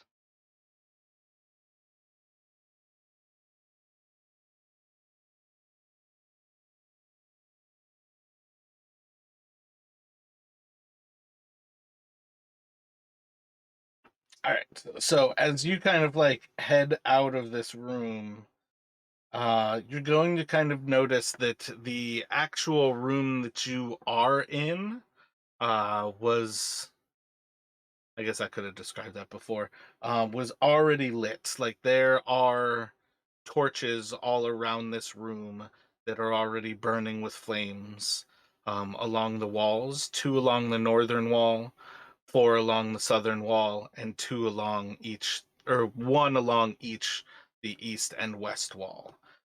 The floor in this place is covered in mosaics, where you might see two creatures kind of battling each other. A small bear that you guys could recognize as those same little creatures with big claws, and it seems to be fighting a small creature with like big hind legs and big tall ears that seems to have a spiraled horn coming out of its head. And then in the middle of the room, you can see a robed figure who's kind of um, let's see, what is that? Robed figure standing next to a pedestal, and they're kind of reaching out towards this small stone cube next to this pedestal. The figure seems to be bald, has one hand on the cube, um, and it seems like that robed figure is a statue. Does this bald robed figure look anything like the figure that Ras Nsi had turned into before we left him? If you move closer, effectively, you guys are kind of like looking at the backside of this figure. So you're kind Oh, of like coming up, like if you guys like look at where that is on this image that we've got there, the figure is kind of like top right, and they're like reaching down and away from you. But if you like moved around this room and got a little bit closer, you would see that yes, that figure seems to be bald, wearing very similar robes to the shape like Ras Nsi took, and they indeed have like a tattoo on their forehead.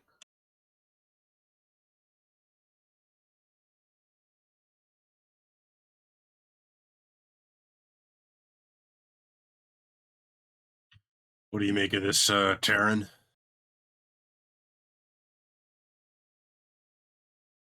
Honestly, I have no idea. Uh, the statue. Let's look closer at it. Like, is it lifelike like the ones in the garden, or is it more like this is a statue someone carved? Make a investigation check.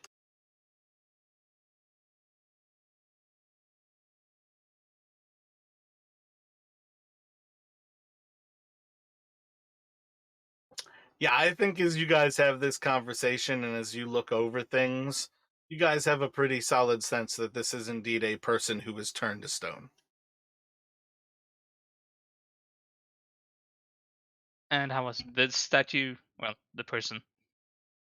Was he touching the cube or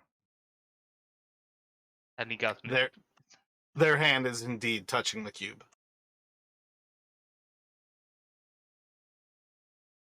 And if we like looking closer to the cube, do we see any symbols or carvings on it? Any like runes or anything like that?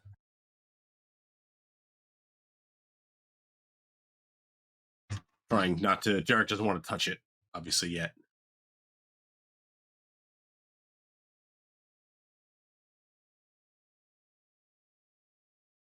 Yeah, so looking over the cube, you definitely see that it is like carved in relief.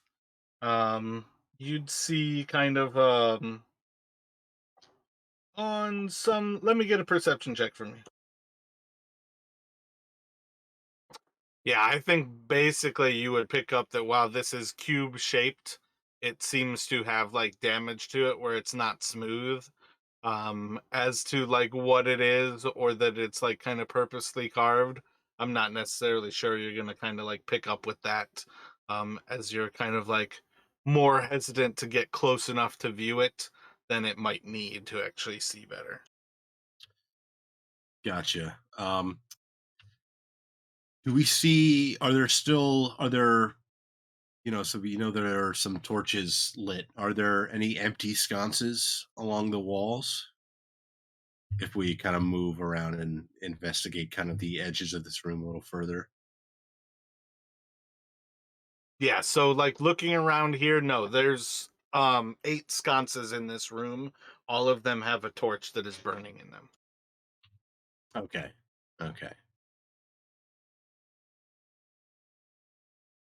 And aside from this, like this pedestal, is this to the north? Is this like is this any like an altar or anything like that, or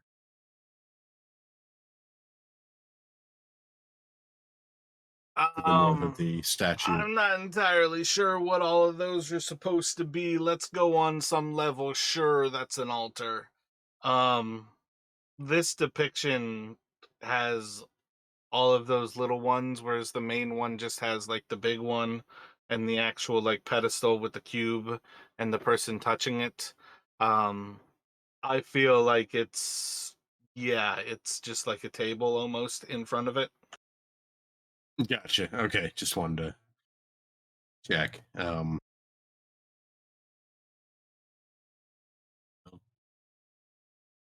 Seems like Jarek looking towards Taryn. Seems like this is the cube we're here for.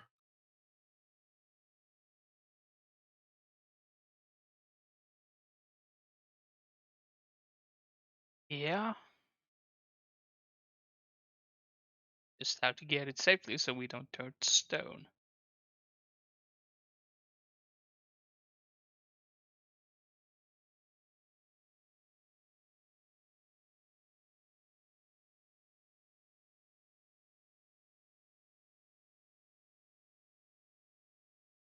Haha, I knew there was a missing torch. Yeah, I mean, you already kind of like were looking around at it, but let me get an intelligence from Jarek.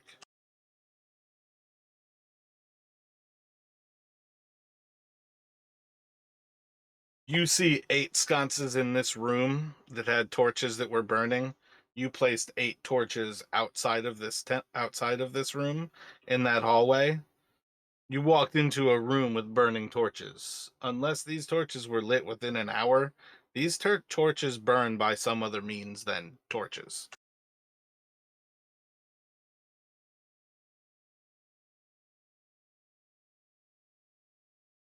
And then the clue on the door that you translated was Oblaka teaches us to tread wearily and stay in the light. So recalling that, thinking perhaps that these 8 torches that are now burning in the room are somehow, perhaps this is like a reflection of the torches that we left burning in the sconces outside, and given that there weren't any torches when we came in, perhaps this figure, whoever it was, tried to grab this thing without these torches burning. I think Jarek is gonna just like he's gonna take a deep breath. He's gonna look towards Taryn and he's gonna say like, "Here goes nothing," and he's gonna try and reach out towards the cube. When you touch it, roll a Constitution saving throw.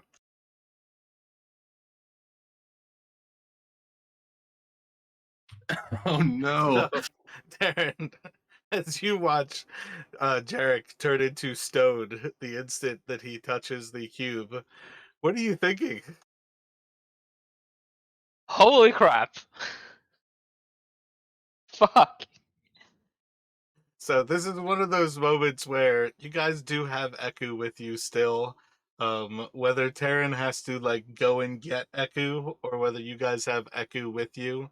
I often forget to place her on maps simply because I don't want to solve stuff with her.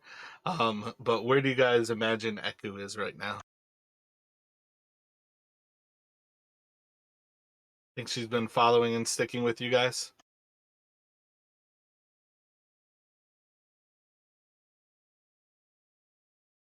I mean, honestly, I think she would be like, if we think where everyone else is, like at the entrance.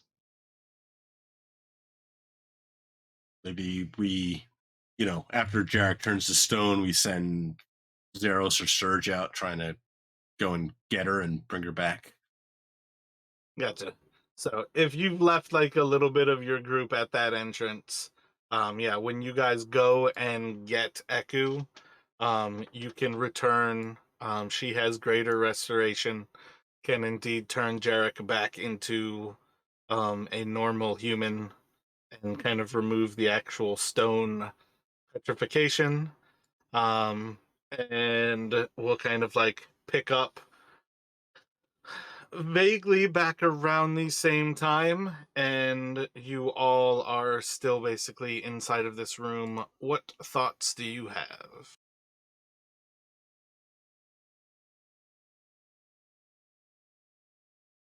Might be if these aren't burning because we lit the torches outside. Maybe we have to place these ones in the sconces outside, in the hallway, Gary. So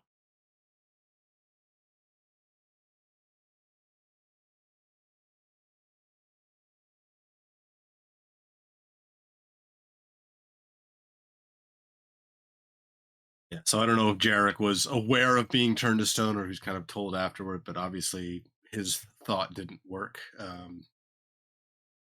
But he will thank Eku for let's see, turning him back into. Yeah, I guess on some level, I should have described it as like an actual happening. I feel like you would probably watch as you touch it, as you're. Ooh, see, that's the thing. That's a weird aspect of turning to stone that you never really think about. If you see it happening, I feel like it would be evident on somebody's face. The fact that that wizard is not described as having like a horrified face makes me feel a little bit more instantaneous, and I'm not sure if you're conscious of it. So yeah, I do think you would almost have lost these like 15 or 20 minutes rather than having any sense of it. Yeah. Um, yeah. So do these torches that are burning seem to be, to Taryn's point, are they like regular torches from what we can tell? Like as you guys like go around to them, you would have a pretty solid sense of like the torch that you lit. That's actually one way where Jarek would actually probably pick up on kind of the time lost. The torch that you lit when you arrived next to the pool with the sun, that torch is probably like a quarter or halfway gone. whereas these torches all seem to be in the exact same state as when you all walked into this room. Um, Basically confirming these torches burn with some sort of magic that does not deplete them.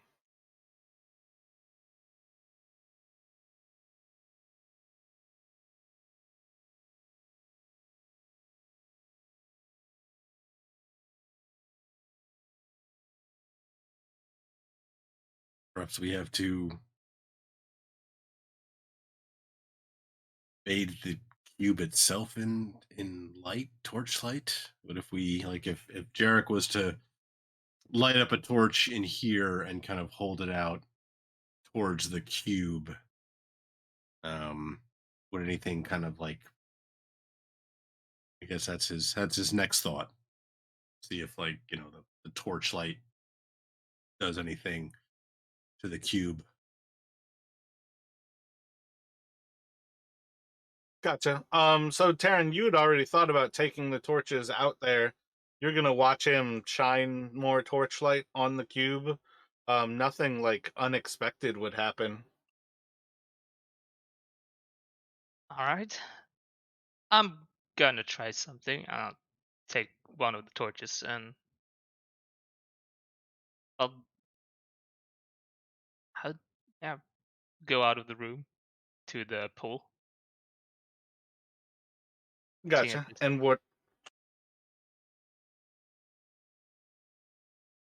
what are you doing? that did seem some kind of magic didn't run out, so maybe we could go through the water with them. So let's get into the pool and see if I can come out with a Gotcha. And burning then you're torch. submerging yourself? Yep. Gotcha. So when you submerge yourself, the torch is going to go out. You will arrive back in the room with the moon pool where the sun is on the ceiling, and the exit is in the south. You can see the light. I guess realistically, you already have done this to get Echo, but the light is um, kind of shining from the other torches still. But the torch that you have in your hand is no longer burning.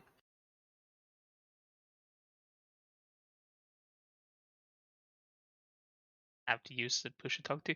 As I get out of the pool, then I'll try to light the torch again. It lights back up.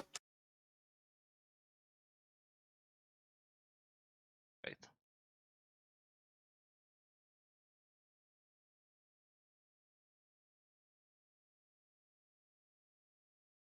What is Jarek doing as Taryn takes one of these torches and goes back through the pools?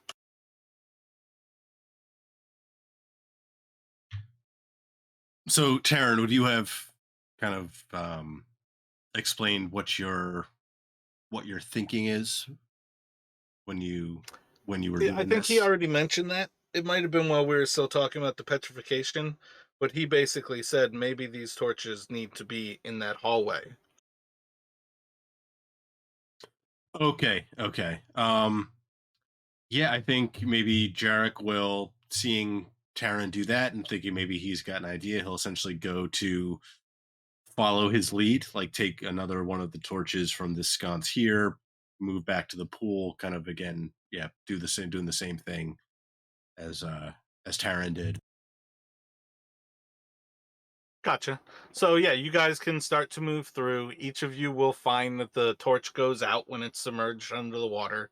You're going to have that same kind of experience where this room gets dark as the torch goes out. Darker for Jarek than Taryn, who has like light from his ring still. But you're going to pop up in the sun pool.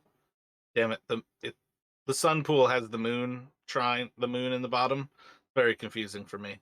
You're gonna pop up in the sun pool where you see light coming from the south. You'll already see Taryn like relighting the torch in his hand when you arrive in that room. But you'll kind of see this idea as the torches like outside in that room by now are like half to three quarters gone.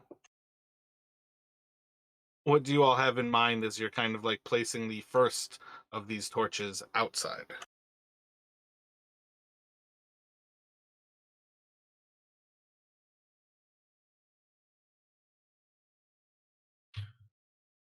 So I guess Jarek is thinking, um, maybe we essentially trying to do this for all eight, like essentially going back and forth, getting the eight torches from the moon pool area and bringing them and putting them into the sconces in the area we first came into. Yeah, that's my plan at least. Hopefully, that will do something. Yes, so Jarek would follow Terran's kind of lead on that. Seems like it's worth a shot. Gotcha. So you spend the next few minutes doing that, and what's your next plan? Well, my next plan is to see if I get petrified touching the cube now. Oh god. So you're gonna reach out and grab the cube. Yep. As you reach out, touching the cube with a little bit of trepidation, you're kind of shaking like a little bit. And you grab it and you lift it up, and you have a cube in your hand. Great! Knew it would work. Definitely. What is it? It weighs probably like half a kilogram, about a pound. It's like probably like 6 inches or like 12 centimeters by 12 centimeters. Um, it has like little engravings in it. As you all have like more time to investigate it, you can see again like the reproduction of the little Zorbo that Ublaka is. You can basically recognize this is a carving of the Zorbo, who is the deity Oblaka. Well done, Terran. Don't think I would have thought of that.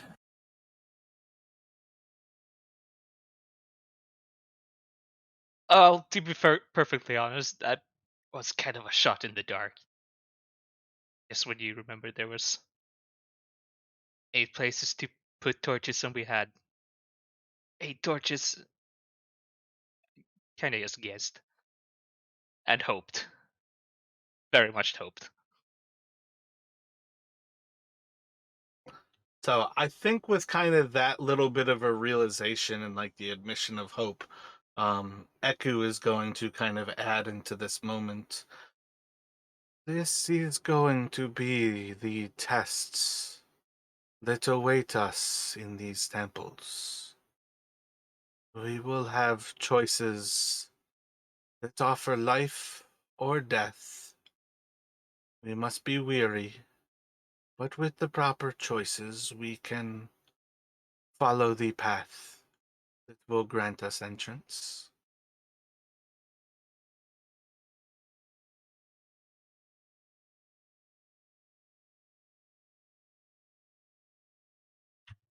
I'll try to be a bit more careful next time, rather not have that happen again.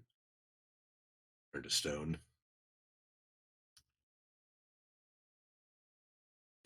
Again, well done, Taryn. Seems we're made a good start of things, at least.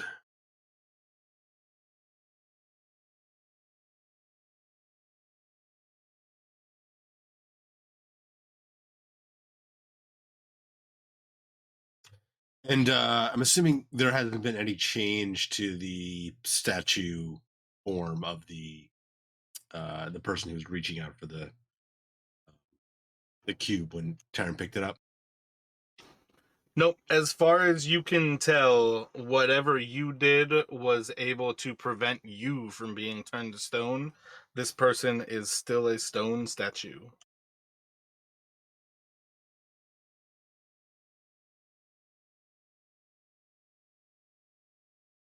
Should should we try to? I mean, could you help him, Echo? No, you help uh, Jarek. Sure. How often you can do that? We could help them at another time, but at present, no, I am incapable of helping this person.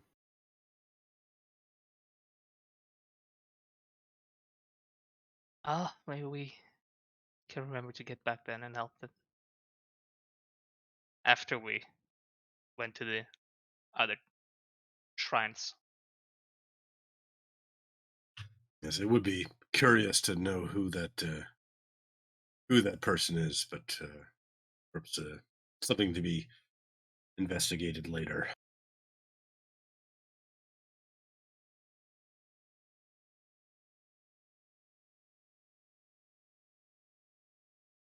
Oh, but yeah, he's wearing a robe, right? He's looking very wizardy, would we say?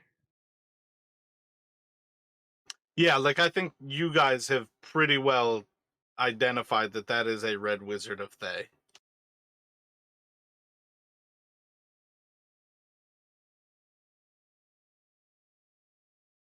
Perhaps he's better off as he is.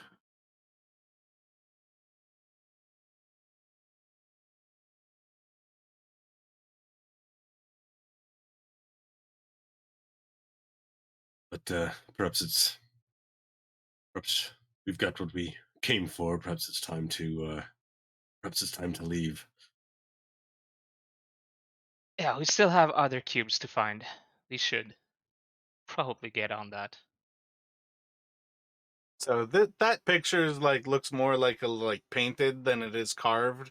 Um Again, this is one of those things like I feel like the carved ones from the book look better or like are cooler, but that one looks like far better. But that's kind of what you guys have at this point, where it's like all six sides of this cube have like kind of the same carving of that little like bear creature with its claws kind of extended.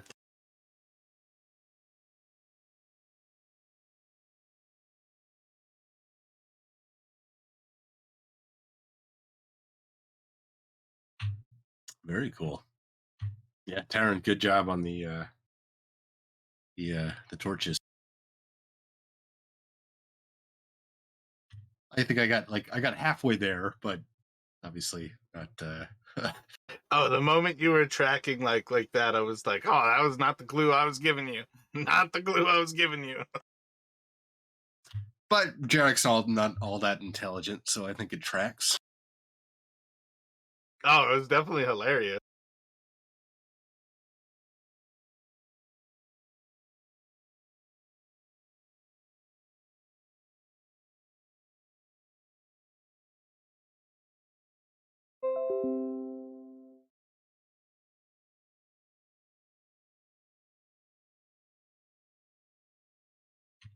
So I guess assuming we, get back outside without any issue, um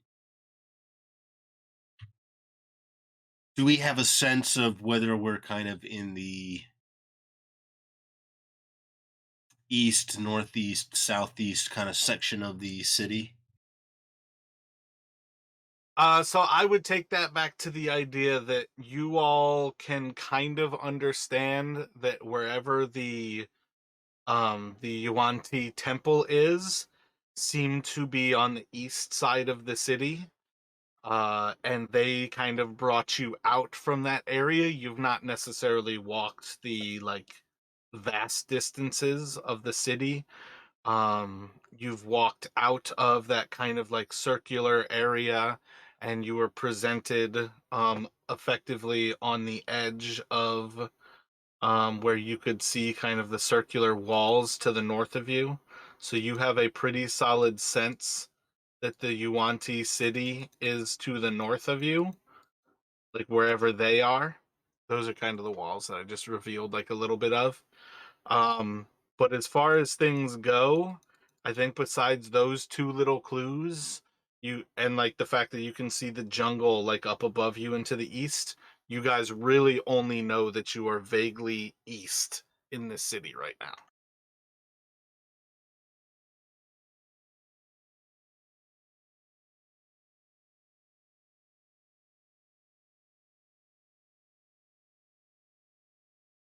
So I think Jarek will suggest that there seem to be kind of a couple of these streets that seem, more thoroughfare, kind of bigger size, right? So his thinking is that these temples are probably along those if they were important places. So maybe we try and stick to the thoroughfares and pick a direction and start heading that way. But Tara, if you have any thoughts. I mean, to be honest, my first thought was just pick a direction and go and see where we happen. So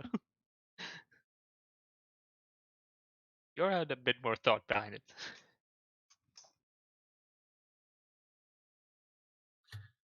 South then South it seems as is. seems as good a direction as any. Gotcha. So as far as things go, like even as like kind of noticing where these actual like roads are, the actual movement in this city is still choked by growth. So even though you're like between the huge stone structures, the actual jungle is still kind of choking against things, and movement is very slow. This is one of those things where it's just as much kind of like chopping away jungle as it is chopping away jungle as you are kind of like exploring ahead of you. Um, so you guys can move south down what seems to be this little street here, but it is very slow going inside of Omu.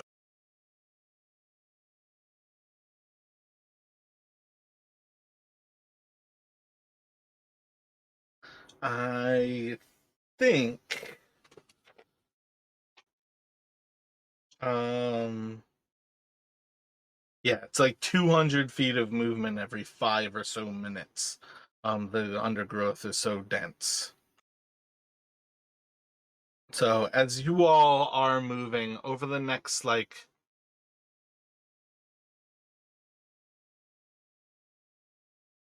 yeah, so it takes about 5 minutes to kind of like clear to the south of you, where you all are going to come across like three more buildings. There's a large stone structure that seems to like pass to the east of you, and eventually you are going to come upon a cliff face that kind of drops out, and you all are going to see this huge area of lava to your south. Overlooking this area, you all are going to see the jungle kind of rounding about you to the north or not to the north, to like the south and to the east of where you are. You'll kind of see that there are more buildings and structures to the west of you, and there seems to be this large pillar that kind of like juts up out of the actual lava, and it's probably like 50 to 100 feet of separation between this pillar and the rest of Omu. That's kind of just west of you, but like it's kind of south to the actual pillar. So I would say just to mark off where you guys are there. That's a massive echo for the actual size of it, but the party would be vaguely like there.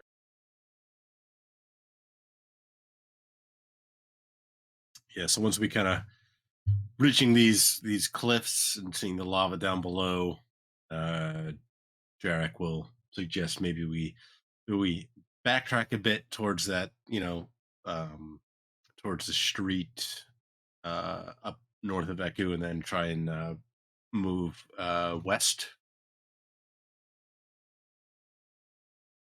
kind of staying away from the very edge of the cliffs. But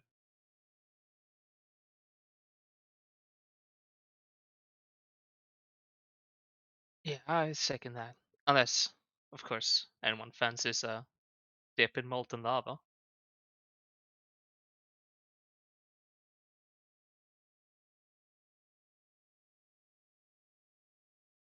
I think Eku would advise against that. I've already nearly died once today and prefer not to be both turned to stone and turned to liquid.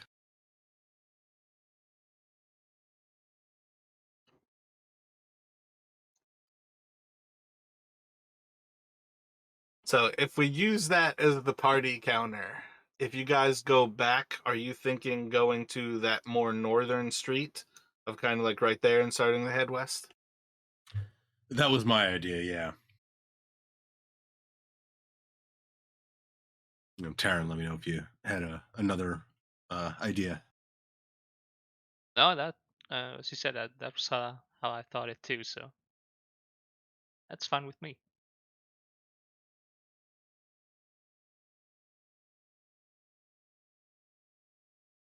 Wonder if I should mark where you guys clear to make it evident where you can maybe travel a bit faster. I don't think it should matter how much faster, but let's say something to this extent of we'll have those like the slightly cleared paths that allow you a little bit quicker travel. So yeah, you all can start to move in that direction. Keeping what seems to be that pit with the lava to your south, the jungle and the cliffs to your rear. And as you kind of push in this direction, you're going to pass a few houses here and there, structures that seem to be kind of just one story, small, like family perhaps dwellings, kind of in like the Roman style where it is almost like a shop kind of front and seems to be maybe living quarters in the back. That's kind of seems to be like the main like kind of structure of how they've built up this kind of area where you can see like the difference in kind of the front of a home and the like other sides of the home is like the front has almost like a counter kind of built into it kind of thing. But you all can kind of pass like one by two, three or so on your right. To your left, there is going to be a large stone structure that just seems to be um, almost like a large raised platform. And you're going to see that it continues on for these first few 100 feet. After about another 5 minutes, you'll see another house or so, a larger structure to your right, and that this stone structure has continued on. And I would say you guys can kind of clear this next area in maybe um, a half hour or so, where you would get again to water and like a river in front of you, and you would have passed a few of these different structures to your right, and you would notice that there is that stone structure like has continued on the entire time um, to your left. And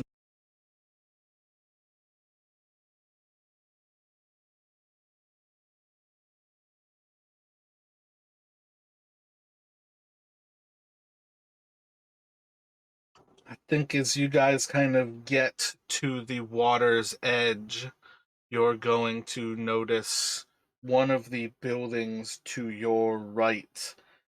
Actually, wait a second. I needed to do other things here. Sorry.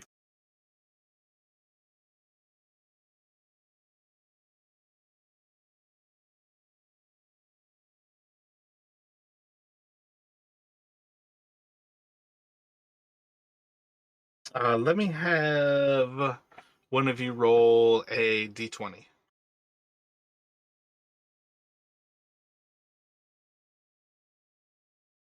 Yeah. So while you guys are passing along part of this stone structure, you are going to see a bunch of little humanoid type creatures about 2 or 3 feet tall.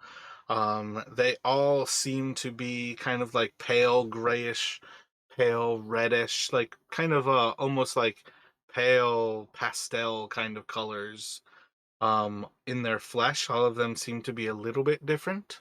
Um, but I believe you all have come across these near the sacrament to Vorn, where you guys encountered some of the veggie pygmies for the first time, and you're going to see some of these kind of walking around the stone structure to your left. What kind of thoughts do you all have as you encounter these little guys?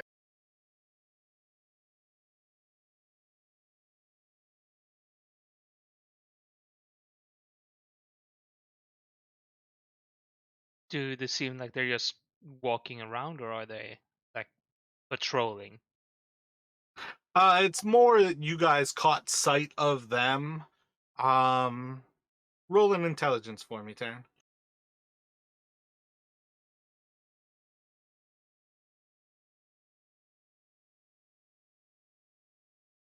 From what you can tell, they were acting maybe something that would be suspicious. But also you've not really seen much life in this place. Perhaps they noticed you and they went to hide.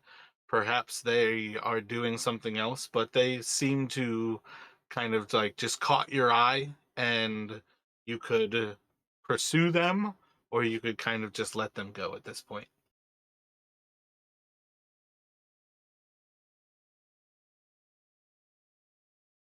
I think Jarek instinctively, if he spotting these creatures, might reach for his bow, but he's not going to. He wouldn't go to attack, fire an arrow at them yet. But he would definitely take note of them and see, you know, almost kind of as he's taking his bow off his shoulder, see kind of what their reaction is.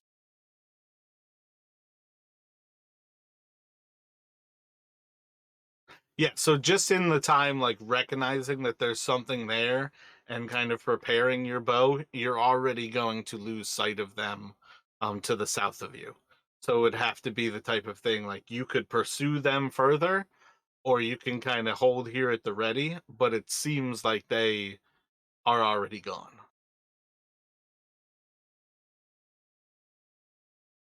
Yes, I think at that point Jarek would he would keep his bow like in one hand, but he would, looking towards Taryn, suggest that we continue on. Maybe they won't bother us if we don't go after them.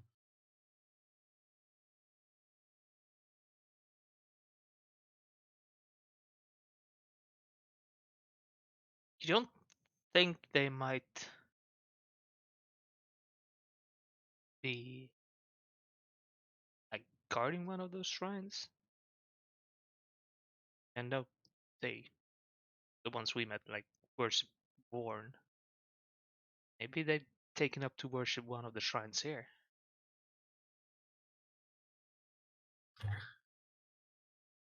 It's certainly possible. Do you think we should try and follow them then?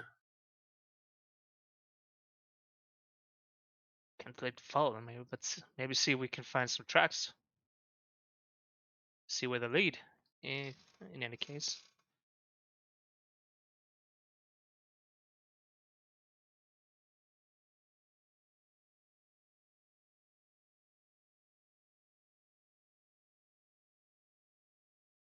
Sound like the plan then to go after the pygmies? Yeah, Jarek will agree with Taryn's idea. Let me get a survival from each of you.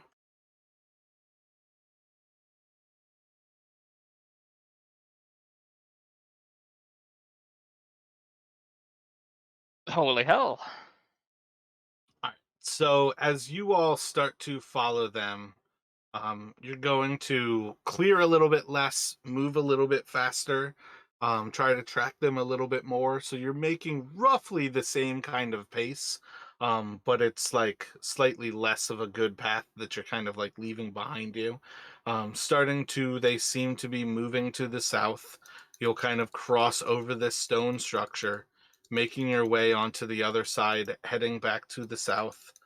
You all are going to see there's kind of four buildings in your immediate vicinity, two to the east and two to the west of where you're passing, before eventually you're going to come up on again kind of the same little cliff area. Seeing more signs of this kind of area to the south of you that has kind of been isolated by the lava. And then just off to the west of you, to your right, you're going to spot this group of these pygmies seem to have kind of like grouped around this area. They seem to be holding up a figure. Um, Let me get a intelligence from both of you.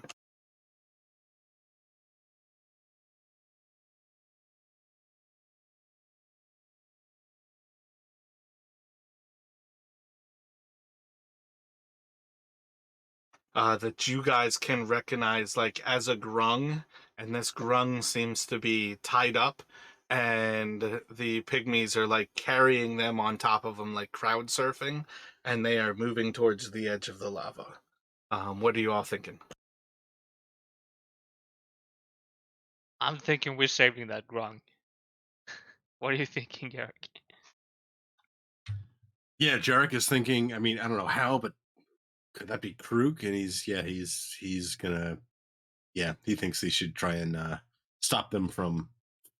Seems like what they're gonna do is toss her over to the side, or the whatever the figure is.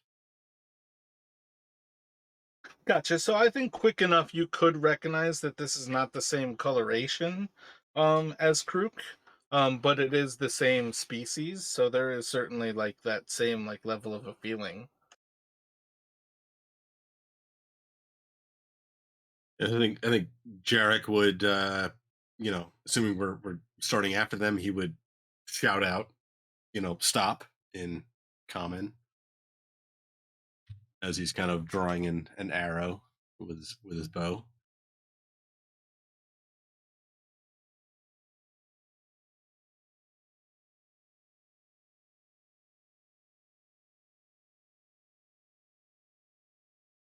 I feel like I hallucinated this whole encounter. I swear I read about it earlier and I can't find it right now. Um Let me bring up Veggie Pygmies to see if they speak common real quick.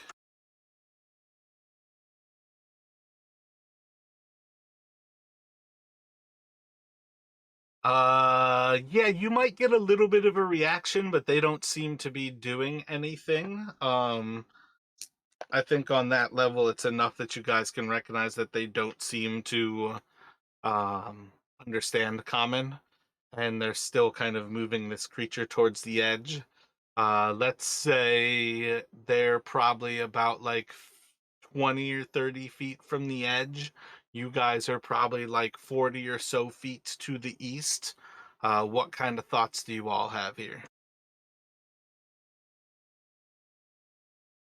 Yeah, I don't really want to see someone sacrificed in front of me, so I'm gonna sprint, full on sprint towards them. And I think Jarek is gonna loose an arrow, not trying to hit them, but thinking, maybe they don't understand his command, so he's gonna essentially try to shoot near them as like a warning shot. Gotcha. So yeah, let me get a intimidation from Jarek. But let's see. You can do that as a dexterity check. So you've got proficiency. Yeah, let me get a dexterity check with proficiency, basically. I'm not sure if that's higher than your charisma. Yeah, that should definitely be higher than your charisma intimidation. I guess you could do the charisma intimidation and add +3, it looks like. Yeah, charisma's +1, dexterity's +4, so I think that yeah, +3. Gotcha. I see no reason why Taryn would not be able to get up to this group of like 7 of these pygmies and have action remaining.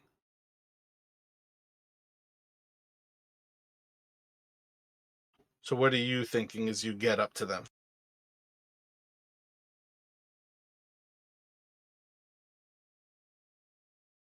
Yeah, what am I thinking? Am I thinking? Yeah. As I get up to them, basically, it's just gonna be waving my arms around, basically being loud, trying to make them stop, or well, to stop moving at least.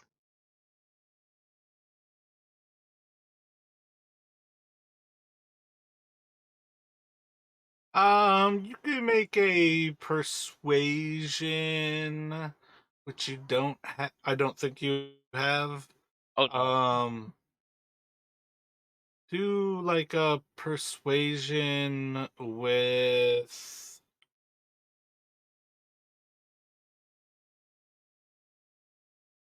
I feel like just what like do a dexterity check, and then what is it? You have. Do you have persuasion as like one of the half? Like, oh wait, no, expertise goes on top of one you have. Bard works the other way. Yeah, do a dexterity check for me, and we'll have that be your persuasion, a dexterity persuasion. Um, so yeah, you can kind of like run up to them. This arrow is going to fly past and kind of land like right in front of them. You're going to see as these creatures kind of react a little bit to kind of each kind of facet of what you all are doing, and they seem to kind of unsteadily like start to drop this frog creature. And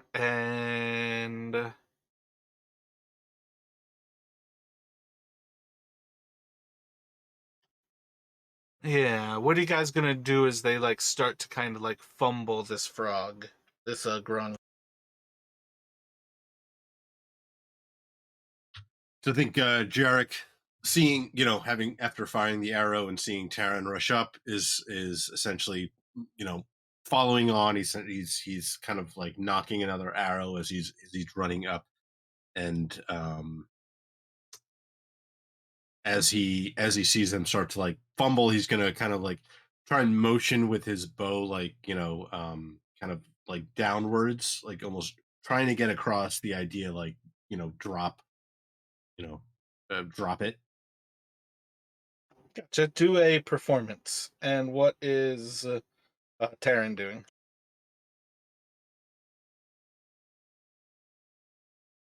So yeah, so trying. They're fumbling with the ground, but it's still basically between all of them, right? On some level, yeah. Like there's a good chance they're about to drop it to the ground, but effectively you have frightened them, and they are like in the moment of dropping the grung kind of thing.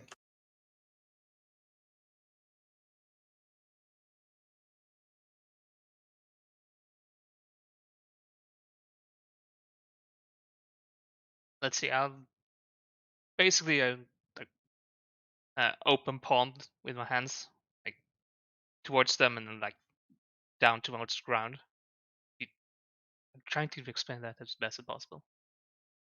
Like if you're trying to, like Jarek basically indicate to like put something down or like get down or Gotcha. Let me get a performance from you as well.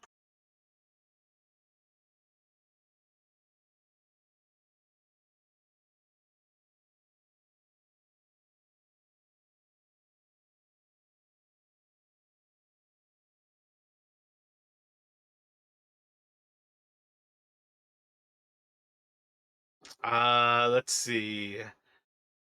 Let me have Jarek roll a percentile, please.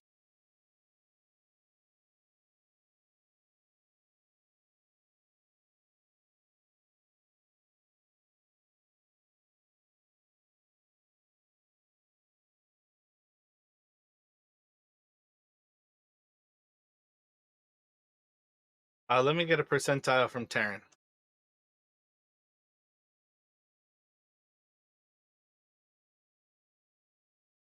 Alrighty, so you are both kind of like signaling this like aspect of like kind of like setting them down.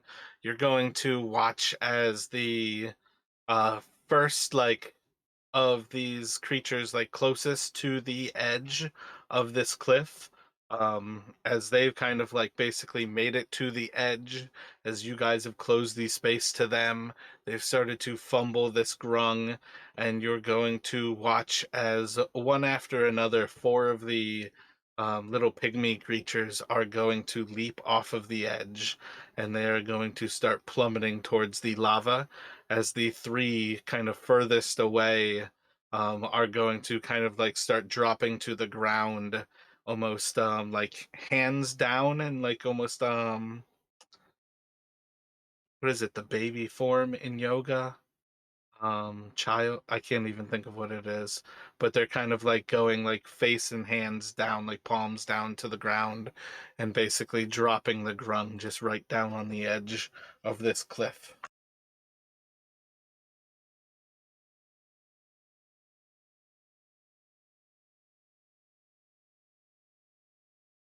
So I think Jarek will at that point try and rush forward and grab the is the grung like tied up or bound? Yeah, as you guys get closer here, you can see that the grung is indeed bound. Just kind of like hands and legs with like two little like segments of vine. Yeah, so I think at this point Jarek would rush up and try to essentially like grab hold and drag the grung away from the edge as best he can.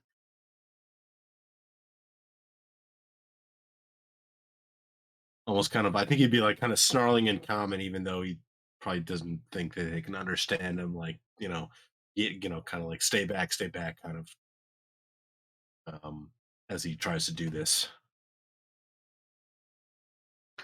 Gotcha. So I think at this point it can be enough that you can basically have like Eku kind of catching up to the group and start to communicate some of these things for you all. You can kind of come to this conclusion that they were indeed about to sacrifice the grung. You're gonna kind of hear that some of the pygmies kind of like looking over the edge, recognizing that their friends thought you meant they should be the sacrifice, so they did.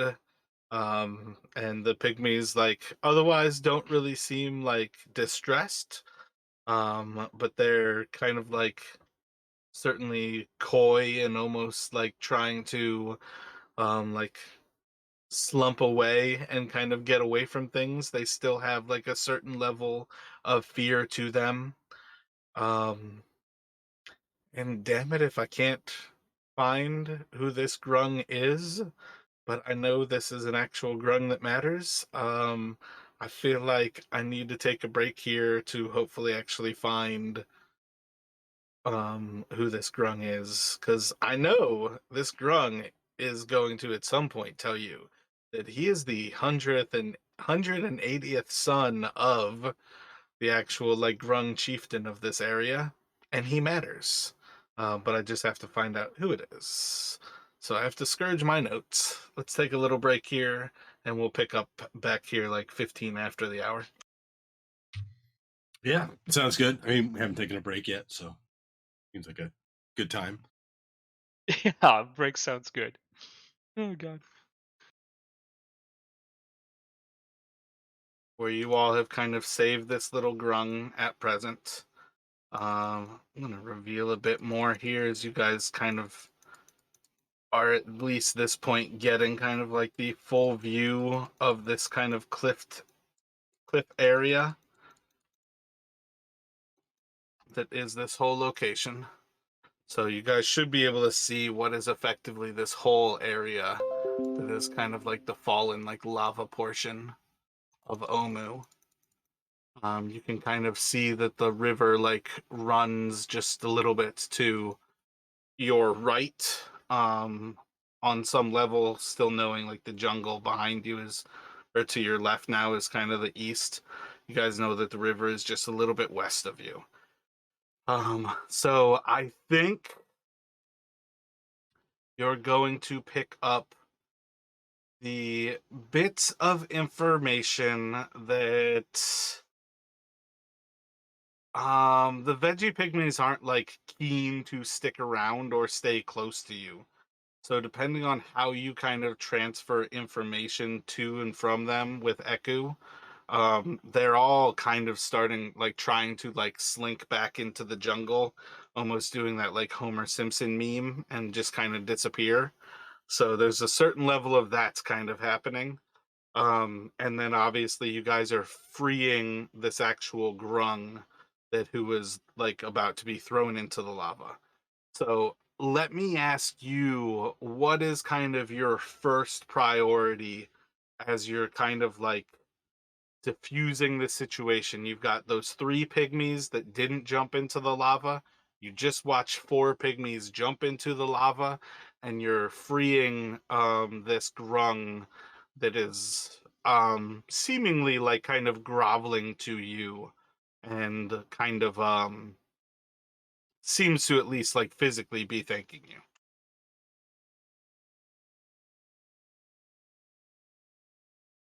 So I think Jarek would ask Eku to ask the pygmies as they're moving to leave, like, who is this sacrifice for?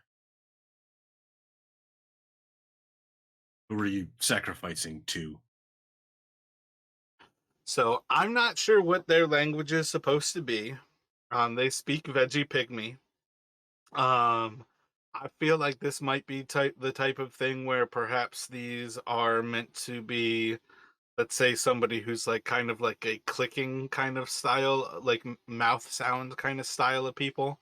I just imagine like the pygmies of like the Polynesian islands and things like that. I'm not sure if they were actually those people. I feel like they were Africans, but let's kind of go for this kind of like very basic sort of language.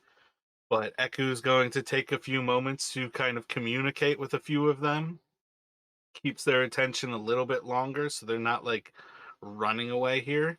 But she'll kind of like pull.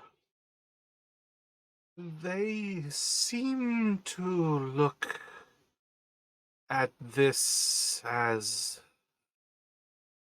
their god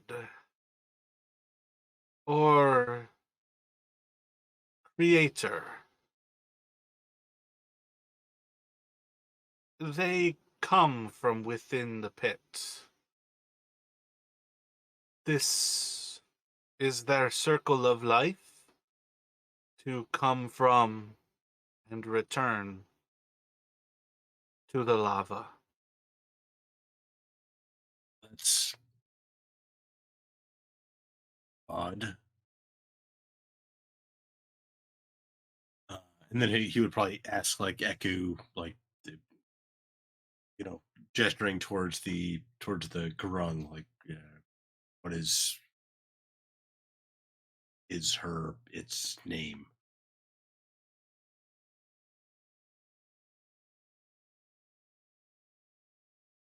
So yeah, let me ask, Chris, does Taryn have any questions like with Eku and the pygmies? Because with like a little bit of time where you're not focused on them, they're going to kind of like slink away and disappear. No, I don't think I have any question. Kind of Gotcha. happy with that disappearing. So yeah, as uh, as Jarek continues to like ask this next question to Eku, Taryn I think has the higher passive perception. You'll see is like 2 of the pygmies kind of disappear, just into the kind of vegetation around, and the other one's kind of still in the process of doing it. But Eku's going to then kind of turn to the grung, and you're going to hear like that familiar kind of like croaking speech between the 2 of them, where you are going to find out that his name is Imak, and then he's going to Still felt like I had more information than this. He's going to claim that he is the, there we go, 180th son of the Grung chieftain Yorb. And let me give you all.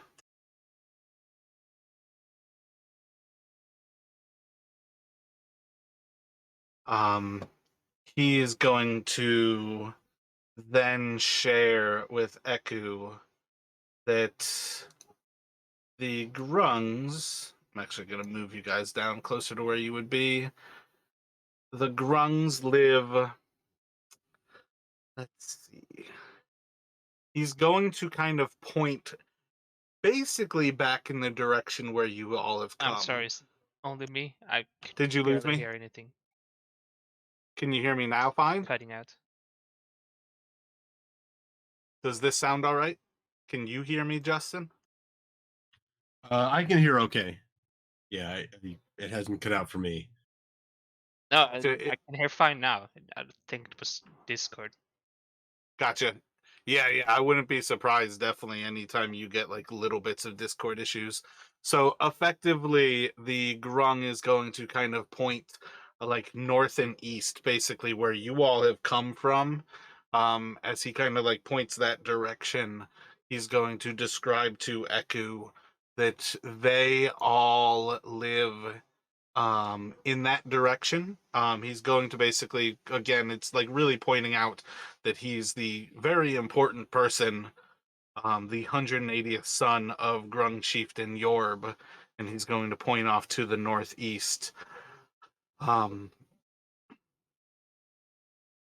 and yeah, and I think he's going to tell you he would be able to shower you in gold for saving his life if you would return him to his father's temple.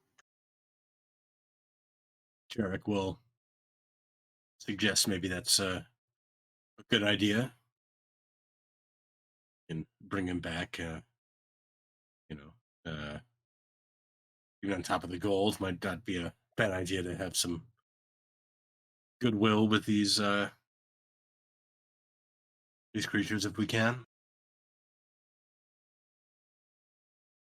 Is sorry, is Yorb the same chieftain that we took Crook from? Offhand, I'm going to say no because I don't think they're meant to be. I don't necessarily have that chieftain's name like quickly accessible, but I can certainly look it up real quick. I mean, I feel like distance wise, it would probably make sense that they're not because the Grungs over in Dungrelung are a great distance away. So, assuming he's not pointing us out towards like way, way, way north. Yeah, yeah, Um, this would be the different direction anyways. Like as far as you guys would understand from the greater map, Dungrelung is probably roughly north of where you guys live. okay. Yeah. Or where you guys are. I don't know why I said live right there. Yeah. Yeah. So in that case, yeah. So Jarek would be, yeah, he would be thinking maybe it's in our best interest to uh go ahead and escort this guy uh Imok back towards his tribe. Gotcha, yeah. So the king in Dungerlung was Groark.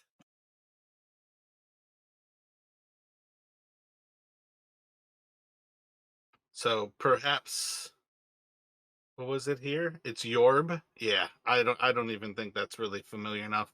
I was thinking if it was like York, you might pick up that like orc might mean king in Grung. But yeah, there's no connection there.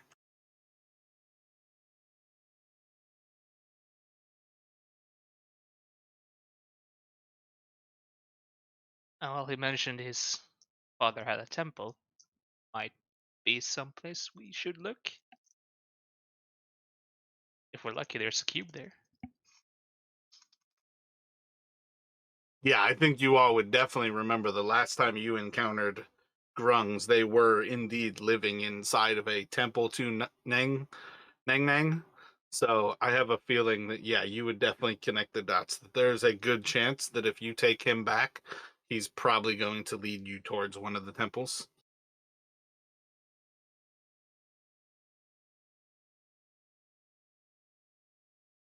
So does that sound like the plan? Yeah, sounds like a plan to me. Or to Jarek, I should say. Gotcha. So as you all progress here, you'll basically kind of like backtrack through where you all were, kind of making your way um, back up and to the Temple of Ablaka and closer to the walls that you actually um, would have kind of been on the edge of.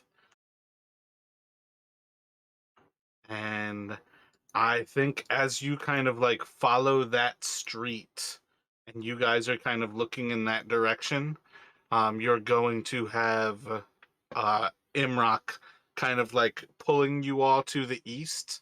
And I think over the next few moments, you'll probably gain a little bit of insight from Eku that, yes, inside of that kind of circular wall is effect.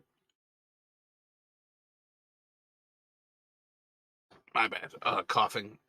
Inside of that circular wall is effectively like the Yuan-Ti um, presence, as far as they know.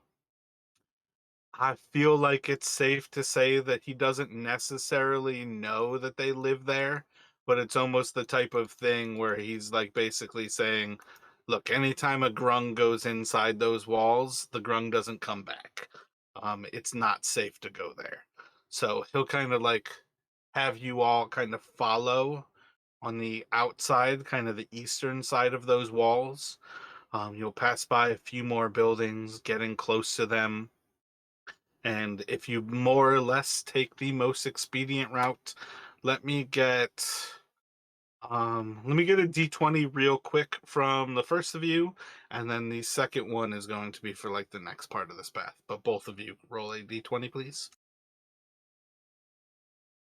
Sorry, I hit the Nice, wrong like thing out with first. the d12. So yeah, you guys are going to kind of like pass through and back to this area where Imrock kind of like warns you that you want to, you're inside of there. And as you kind of progress forward and through this next little section, you'll kind of see a little bit more of the jungle canopy kind of almost immediately above you all. Um, and you will eventually progress through this kind of eastern side of Omu. At some point, though, we are going to have uh yeah, you guys are going to basically be like walking up and towards this shrine. And in kind of like the moments of kind of getting to here, where you have Imrak kind of explaining that his like family and his people are just ahead, you're going to see this kind of like monolith standing up out of like this flooded area of water. It seems to have like frog-like figures kind of like dancing around it. You'll see like ruined shape of I think you're gonna see a pretty similar view of Nang Nang again, where it's kind of like a very rough, kind of frog-shaped head that makes up this temple, still very low to the ground, but like instead of it being like actually like smoothly shaped like a frog, it's almost like a triangle. So with the way you guys are going to come up on it, it has kind of like a narrow portion closer to you, and it almost like widens out behind as if like the eyes would be kind of like further away from you.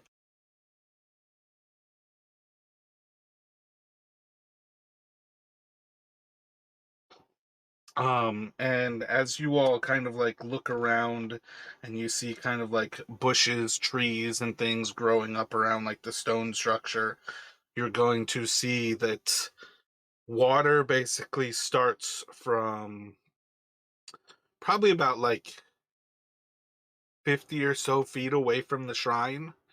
The walls that kind of surround this seemingly like frog head or like the head of Nang Nang seem to be all like encompassed in water. And as Imrock kind of like shows you this area or is like excited to see it, I want you to roll perception checks. My bad. Give me 1 second to grab this.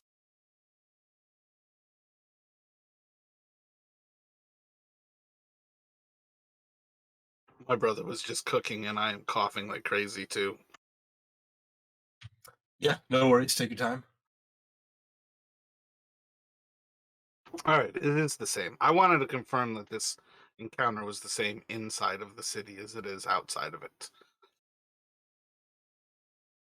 So as you all approach, you are going to see that this shrine of Neng Neng is already kind of um, being investigated, or at least you have red wizards, skeletons, and other humans seem to be moving towards this shrine. This is definitely the lasting effects of me having coronavirus is that like any level of smoke and I can't breathe. So looking over this area, let me have each of you roll a d6 for me real quick. All right, so you're going to see one robed figure who's wearing a red and black robe, bald head. Uh, two humanoids who are kind of like walking towards this shrine as well, and then five skeletal figures that are walking towards it as well.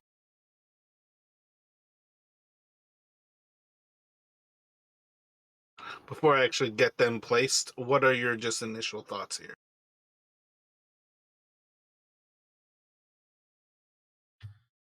I think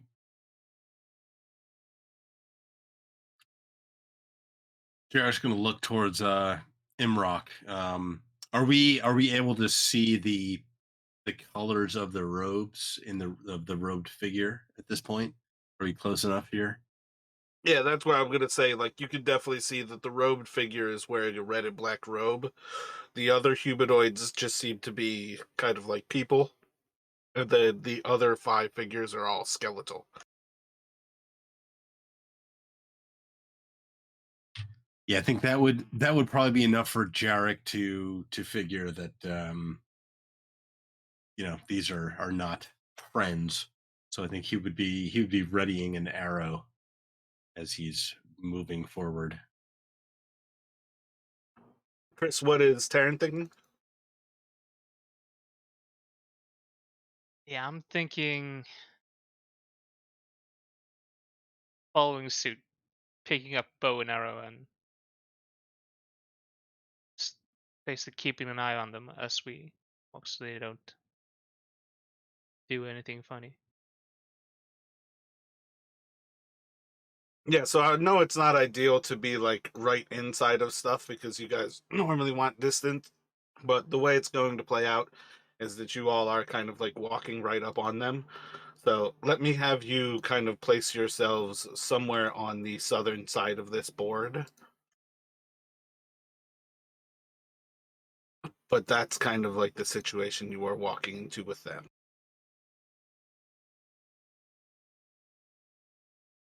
Yeah, so assuming you guys are kind of like walking into this, you're already like, within like 10 or 20 feet of whatever is going on here with them. Gotcha. Okay. And I think at present, we're just going to go for initiative. Alrighty. So as you all kind of walk into this uh little moment here, let's see. I think as far as things go, think the way we'll do it is those held actions will allow the two of you to fire your kind of arrows, basically like in kind of this moment where you all are recognizing them. Um, the wizard is going to be the first to kind of react and is going to turn to start to blast you all with a spell. And let's just go for each of you kind of releasing a single arrow here. So you're going to watch as like each of you takes a shot. Terrence is going to just kind of go a little bit wide and kind of fly into the stonework behind. Jarek's kind of flies like true to the target and seems to smash into just a dark black void that almost like pops up in front of this character as like the arrow kind of like pierces into what would be flesh. It just seems to dissipate and there's nothing left behind. um and as they're kind of like turning in this moment, they are going to create a massive cone of white like ice and kind of blue specks of like water that's kind of like flying out of their hand as like the water at your feet kind of like splashes up. It is going to be a constitution saving throw for all of you, and I think Sorry. And Zeros does not have proficiency in con save, so it would just be that 15. gotcha. It actually made me think, I wonder if I messed up on. No, Serge looks like he's fine. Might be just that one cut purse I designed.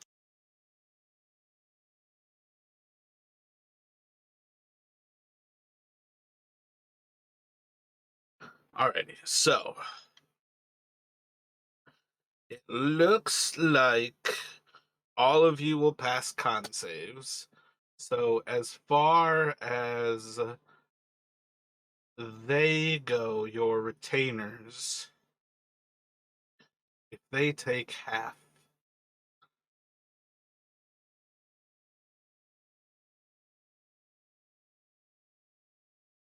36 halved is 18. So each of them has to make another con save, DC 18 right now.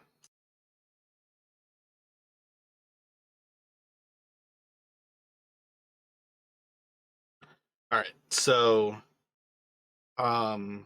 that's like an actual hard 19 there. Yeah. So Serge is going to fall unconscious as the ice blasts him. Um, Zeros is going to pass that save. And then the two of you are going to take half of. Whoops, I was still on a whisper, but I rolled a 16 and a 10. So 26 is 13 damage.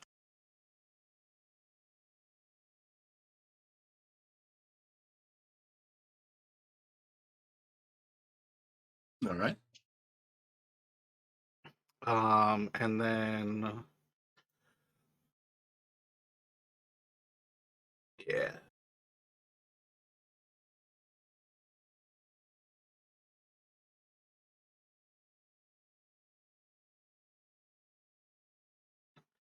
I think the wizard is just going to back away deeper into the water here.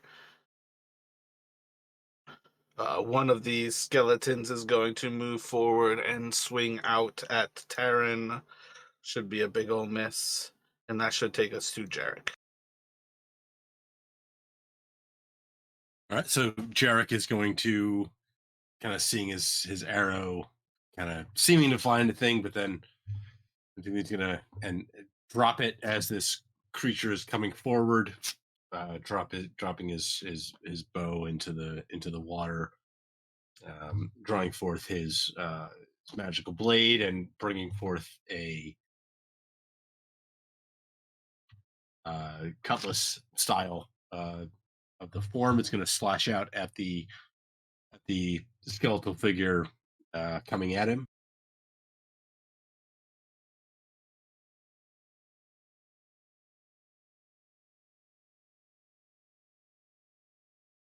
Definitely a solid hit for 13. And then same thing, slashing out again.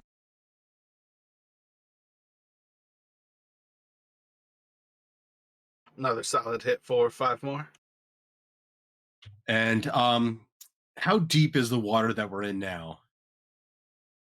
I'd say like a foot or so. Okay, is it considered difficult terrain? Um, yeah, I guess really it should be difficult terrain. Yes, I think Jarrett kind of as he's slashing out, I think it's trying to move towards um you know after the robed figure. Um but I think he'll stay there as he's doing that. And um as he's kind of slashing and moving past this thing, Zeros at the same time is reaching out and trying to blast it with an Eldritch Blast, the same creature. Oh, my bad, my bad. At the end of your turn, that skeleton will be like it will collapse from those attacks. Okay. I mean, I feel like Zeros should probably be launching the first one at him anyway. Kind of Well, I giving mean this. that's kind of the idea. Like you guys don't share a turn; he does go after you, and I've just gotten to the point where I'm not necessarily going to kill stuff until the end of your turn.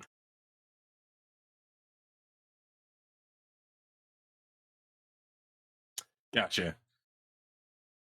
And do they have two? Would he have two blasts at this point? As a Yeah, he would. fifth level.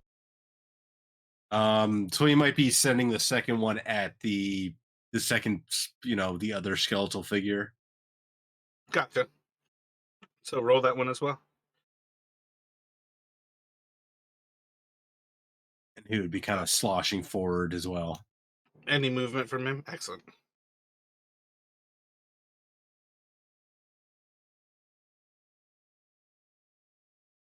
So yeah, he'll like blast away like massive chunks of the bone from that other skeletal figure. It will clearly be severely wounded. Right. Yeah, that's it for them. Yeah, I think this one is going to move forward and strike out at Jarek. Big ol' miss, and that will go to Terran. Uh, oh, Terran will drop his bow and use his bonus action to summon both his daggers, and then move up. Let's see, like that, and take a swing at the wounded skeleton. That is a solid hit, and yeah, just normal damage is going to. That's your turn, right? You don't have another attack now. Nope. I had to use my bonus action to get both. So Yep, that's going to end up killing that one, and it's going to collapse to the ground. let's see. Do I need to do death saves for? Oh yeah, my bad. Yeah, just roll a d20. Do you want it whispered or doesn't matter? I don't think it's as important for those guys, but technically, yeah, whispered would be better. It would Jarek have actually been aware of Serge going down? Like I feel like his attention was all to the front. Um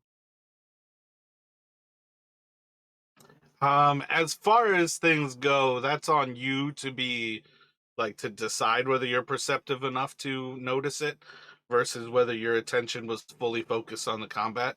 At very least, I think progressing forward, you would notice that it's now kind of the three of you.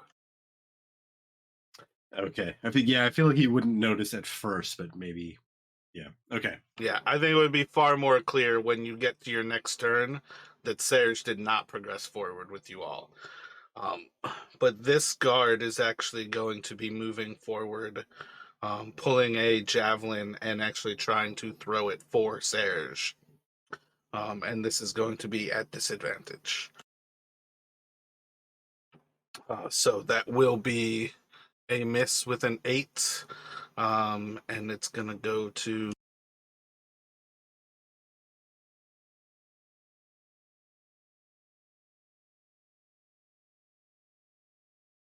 another like skeletal figure is going to come forward, and it is going to try to chuck a javelin at Terran.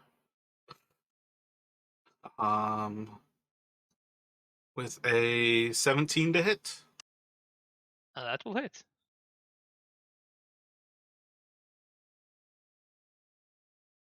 And that will do 6 piercing damage.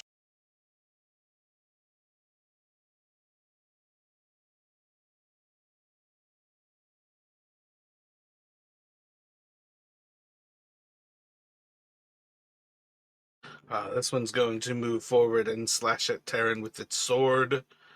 14 to hit. That just hits me.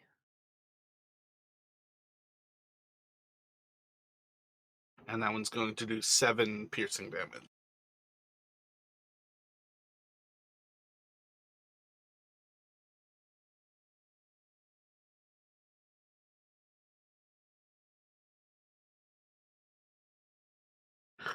This one's going to hold its position and chuck a javelin at Serge, which will also miss.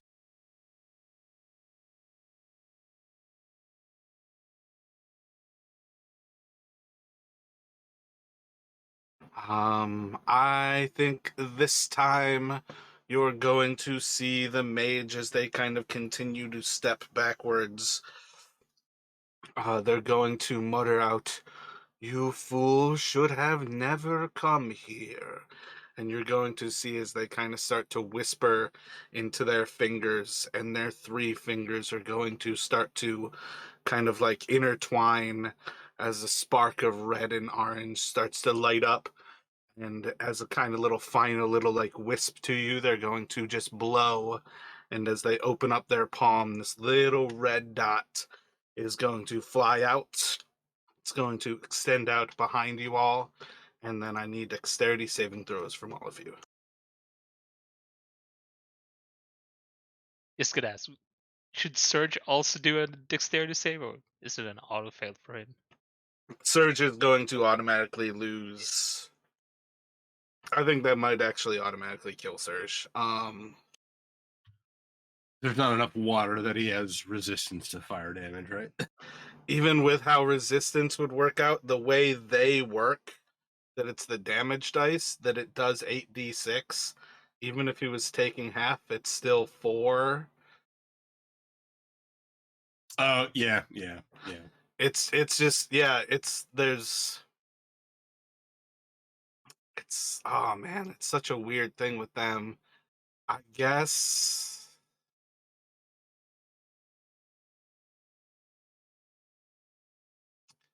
it's just so weird because of like the max life potential being auto kills. Roll a die. Odd will be a single wound. Even will be, I think, instant death, basically. No pressure. There you go. So, 1 failed death save for Surge.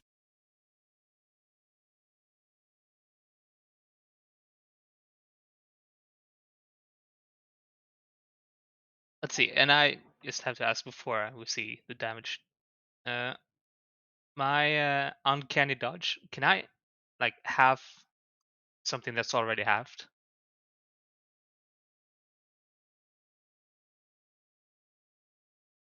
I feel like you can uncanny dodge and evade, But don't you have evade right now? No, Are I have you? uncanny dodge. Yeah, evasion is level 7, I think. Yeah, Okay, it's next level. Gotcha. But yeah, I'm pretty sure you can definitely uncanny dodge it. Pretty sure it's any attack you can see, you can uncanny Yeah. as a reaction. yeah. I was just thinking like, I mean, I'm not 100% sure yet that 26 saves me, but I think it does. And if it has that damage, can I have that damage then with uncanny dodge, or will Yeah. it? I feel like the weird part about that is that it says like hits you with an attack. That to me actually says something a little bit more physical where there's like an actual spell attack. It's more Whereas like it's this is like something. a save. Yeah, I Ah, feel like uncanny dodge is more for something directed at you versus Yeah. than when you're caught in an area of effect. That's where evasion would come in. yeah, that is true. Yeah, I feel like uncanny dodge makes more sense when it's something that you're actually like dodging the attack more than that you are inside of an explosion. But yeah, you it looks like Jarek, Terran are going to save. Um and then with Zeros, I need you to make a Constitution saving throw versus DC 14.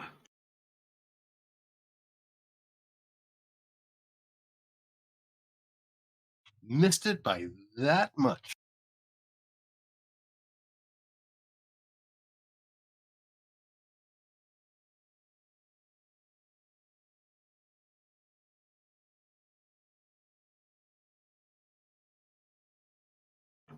So the two of you will take 11 fire damage. And Zeros is going to lose 4 hit dice.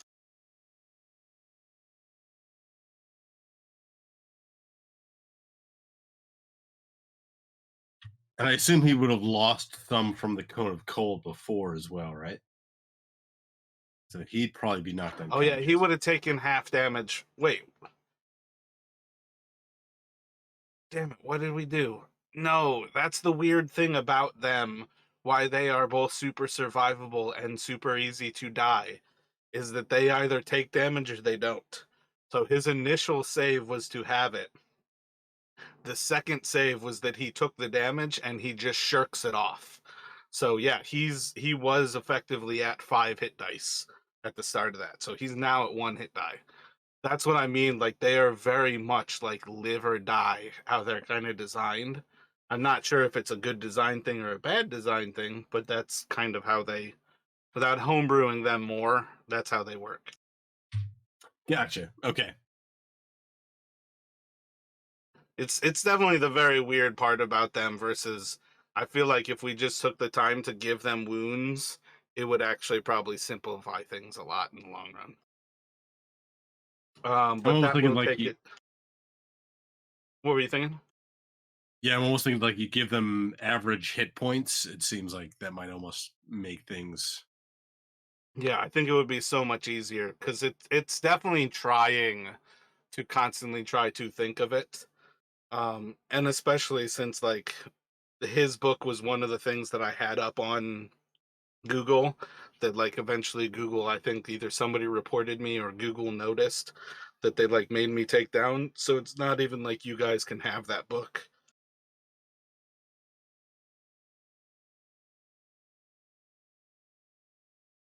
But it'll go to Jarek there. I'm gonna have to decide something about those guys soon. I really like having followers, but I'm not sure if those are the answer.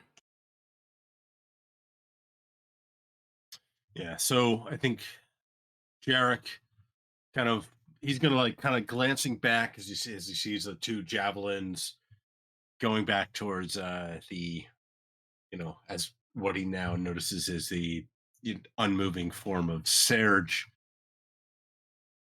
But seeing the the couple also blast, I think he's going to he's going to still charge forward. He's going to, I think, slash once at the uh, skeletal figure beside him and Taryn before kind of turning and slashing a second time at the apprentice or the whatever the guy to his north. Gotcha. Taryn, how many hit points are you at? Let's see. I am at 9, so I'm not sure if Gotcha. I'm using that right. But yeah. So Taryn would look fatally wounded right now as well, too. Oh wait, I'm at 8, not 9. Bam. So that was the attack towards the skeleton. Yes, first one was to the skeleton. I think a crit is definitely a perfect time for you to, regardless, recognize that that thing is certainly dead. Okay, and second slash at the guy to his north.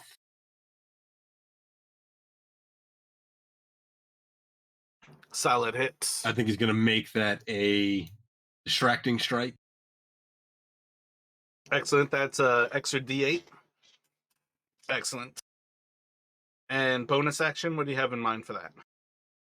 Bonus action, he is going to. Actually, I think he's going to action surge.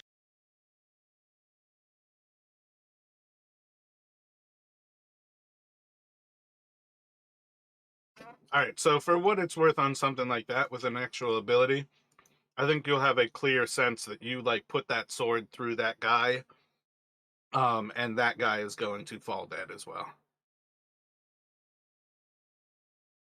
Yeah, I think he's actually going to action surge so that he can um try to heal Taryn kind of with his free hand, essentially slamming, trying to staunch some of his, some of the wounds in with Taryn using his healer's kit, kind of some of the, herbs and poultice stuff.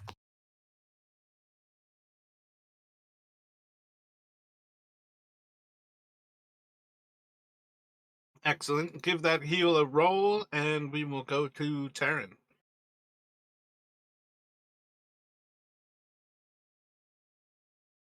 Sorry, blanked on. Ouch. I was blanking on. Yeah, sorry about that. Sorry, I was That's blanking on fine. the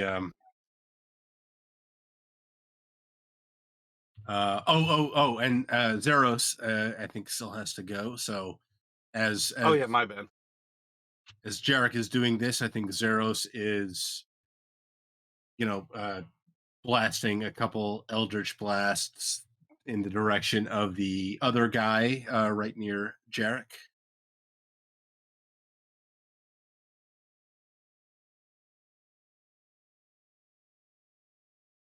So those two are going to blast into him, and you'll kind of hear like a little ring from like their armor as it kind of absorbs them, and he seems to be fine.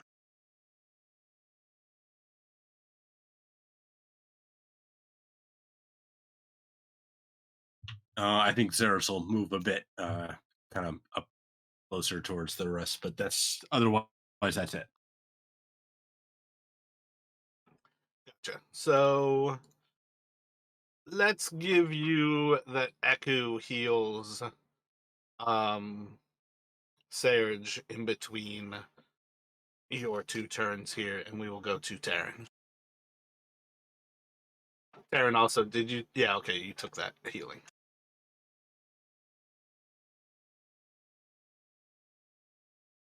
Yeah, and Terran's gonna move up a bit to try to hit the other guard. Let's see.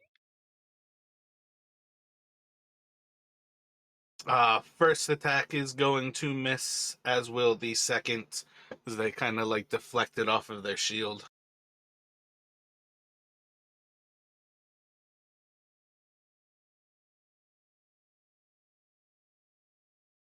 All right, then I guess it's search time as he stands up from getting healed. He's gonna fire arrows into the same guard then. Let's see. Or no, maybe actually he would probably fire it into the mage.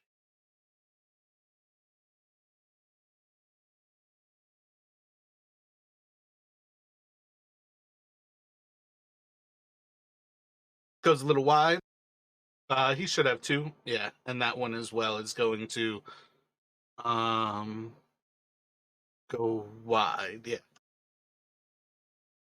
Mage seems to just kind of be dodging side to side and away from him. Yeah, so the guard right in front of Terran is going to return that attack with his spear. Stab into Terran, and it And I'm should gonna do. uncanny dodge. Gotcha. That should do 7, so 3 damage.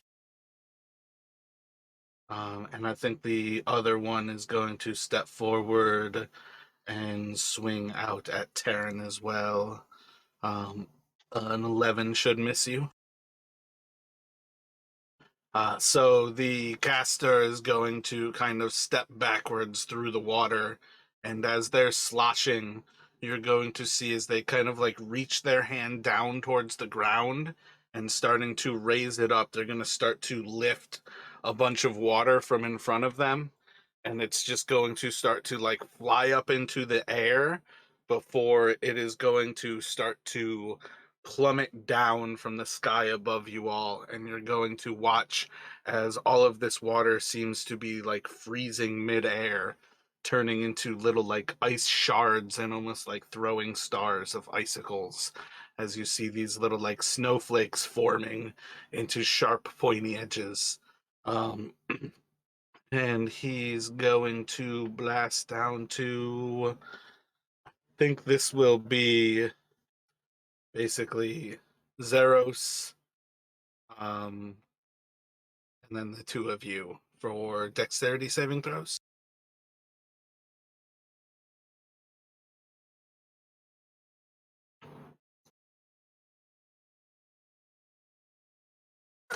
Who knows, arrows? Nice, that was like the exact spot I wanted it. Yeah, so he'll kind of like pick that point to kind of bring this. Oh shit! It's kind of, yeah. I think it needs to be. This is where actually having the grid matters, because I think when it's a point, it needs to be like inside of a square, like on the point. So yeah, the three of you, he'll kind of bring down the pillar, as if he's kind of trying to hit Serge as well, and kind of miss him. So yeah, I think that's going to be Zeros is going to fall unconscious with that one regardless. And then the two of you are going to take 9. Oh wait, my bad. Terran passed. So Terran, you will take 4 bludgeoning. Jarek will take 9. And then this is going to deal 13 cold. So Terran, you will take 6 cold. And Jarek will take the 13. And as he kind of steps away, it's going to be like one final little like threat here as he kind of recognizes things are turning. Um, and it's kind of on the verge. Um,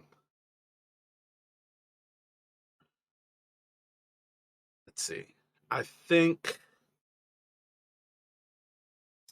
can't think of anything like creative to say. I feel like it's got to be something to the effect of your people need to leave this land while you can, before your souls are consumed and are lost forever.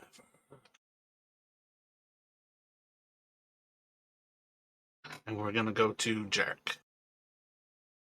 So Jarek, after being buffeted by that ice and stuff, he's looking badly wounded, but kind of responding to this threat from the caster is gonna kind of like uh charge, kind of charging forward and seeming to regain at least a little bit of his strength as he second wins,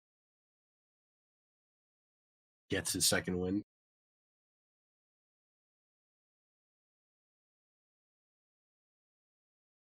Solid. After that shit heal, it's good to see the max.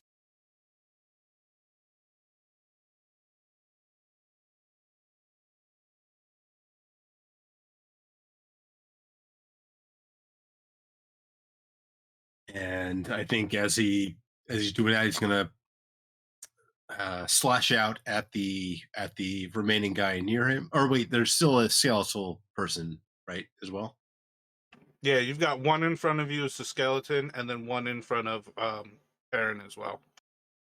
Yeah, he's gonna slash first at the humanoid, I think.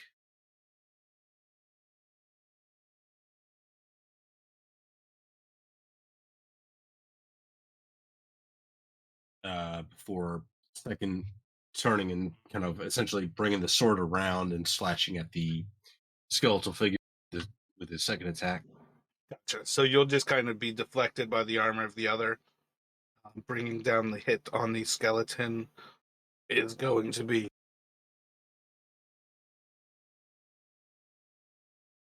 um, right now you're just one-handed, like you're just attacking with a single. Yeah. Gotcha. Yeah, so by the end of your turn, you'll see the skeleton is like mortally wounded as you kind of like blast away like a key portion of, I don't know, like an arm basically, like taking out like the shoulder blade. Yeah, I think Jarek is heedless of the threat and the warning. He's, still trying to essentially slosh forward after the caster as Zeros is still he's blasting away at the I think he's gonna similarly try and blast the skeleton and the humanoid once each. First one at the humanoid, second at the skeleton. Wait, sorry, didn't Ceros go unconscious? Oh shit, you're right. Never mind. Completely ignore that. You're right. Sorry about that. Forgot. But his first D20 roll would have been that 16. I think that's a 10, right?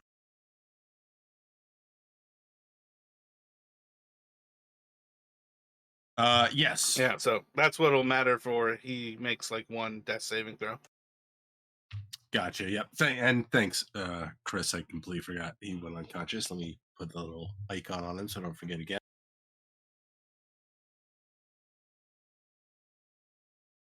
And then what would Terran like to do? Terran would like to attack the human guard. Let's see. So 2 quick strikes into him. Your attack will basically be able to find that jink in its armor, and it's gonna collapse to the ground. And you can certainly move past. And then so just move a bit and then fire an arrow at the skeleton and then one arrow at the mage.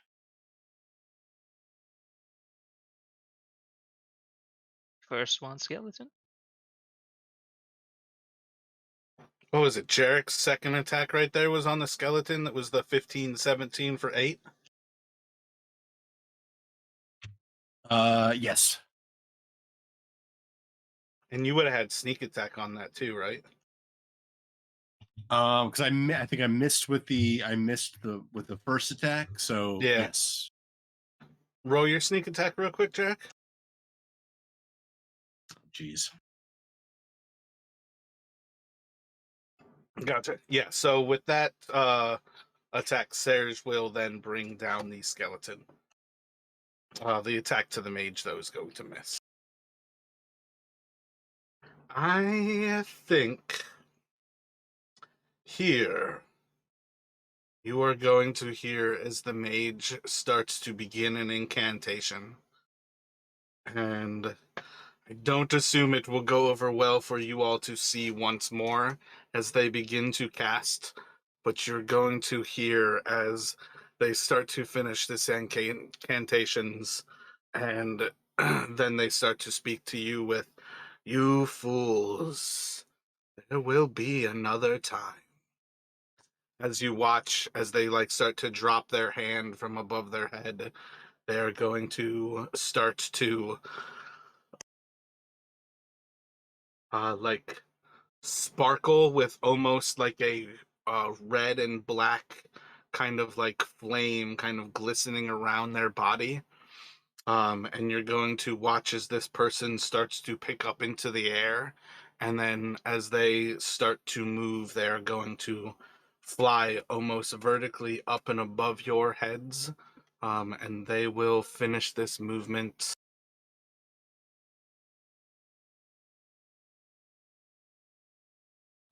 I believe, yeah, 60 feet kind of above you all, and maybe like a little bit south of you. What is your initial thought, Jarek? Yeah, so I think Jarek is he's gonna like seeing this guy starting to fly up, he's gonna reach for a dagger and almost like go to throw it and then kind of like realize like he's never gonna hit him and then kind of stop and then looking towards um kind of looking around surveying kind of things that happened. He's gonna instead move towards kind of sloshing back in the water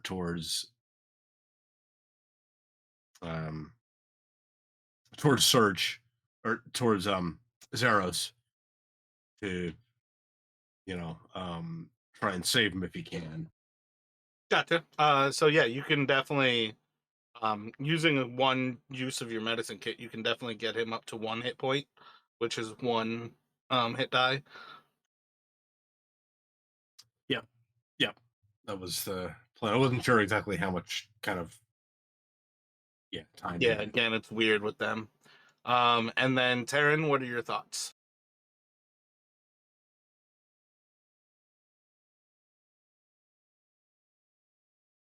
Yeah, I mean, don't think I have anything to hit the guy running away. Don't think I want to even. Guess I can. Don't think I can survive Is that. Sarah shooting at him? Right, Surge has a bow. Yeah, he's gonna take a shot or two. Solid hit with the first. Second one will miss. 8 damage is going to be very negligible on him. After this, you're going to watch as the figure then becomes invisible. I rolled a 3 to see what he would do. Is like, that was definitely, I feel like that was the wizard's fight. But it was also the type of thing you guys had cleared out all of his minions. And that's also one of the things I think wizards don't risk their lives. A powerful wizard becomes a powerful wizard because they let other people do the dying for them. So I think that is the first encounter you all have had with a Red Wizard of Thay. I think you kind of got a nice little taste of it. That's where we're going to end off with, basically at the entrance of the Nang Nang Temple here. Um, you kind of thwarted the Red Wizards from apparently being able to get inside and claim one of the puzzle pieces, perhaps. And we will pick up there next week.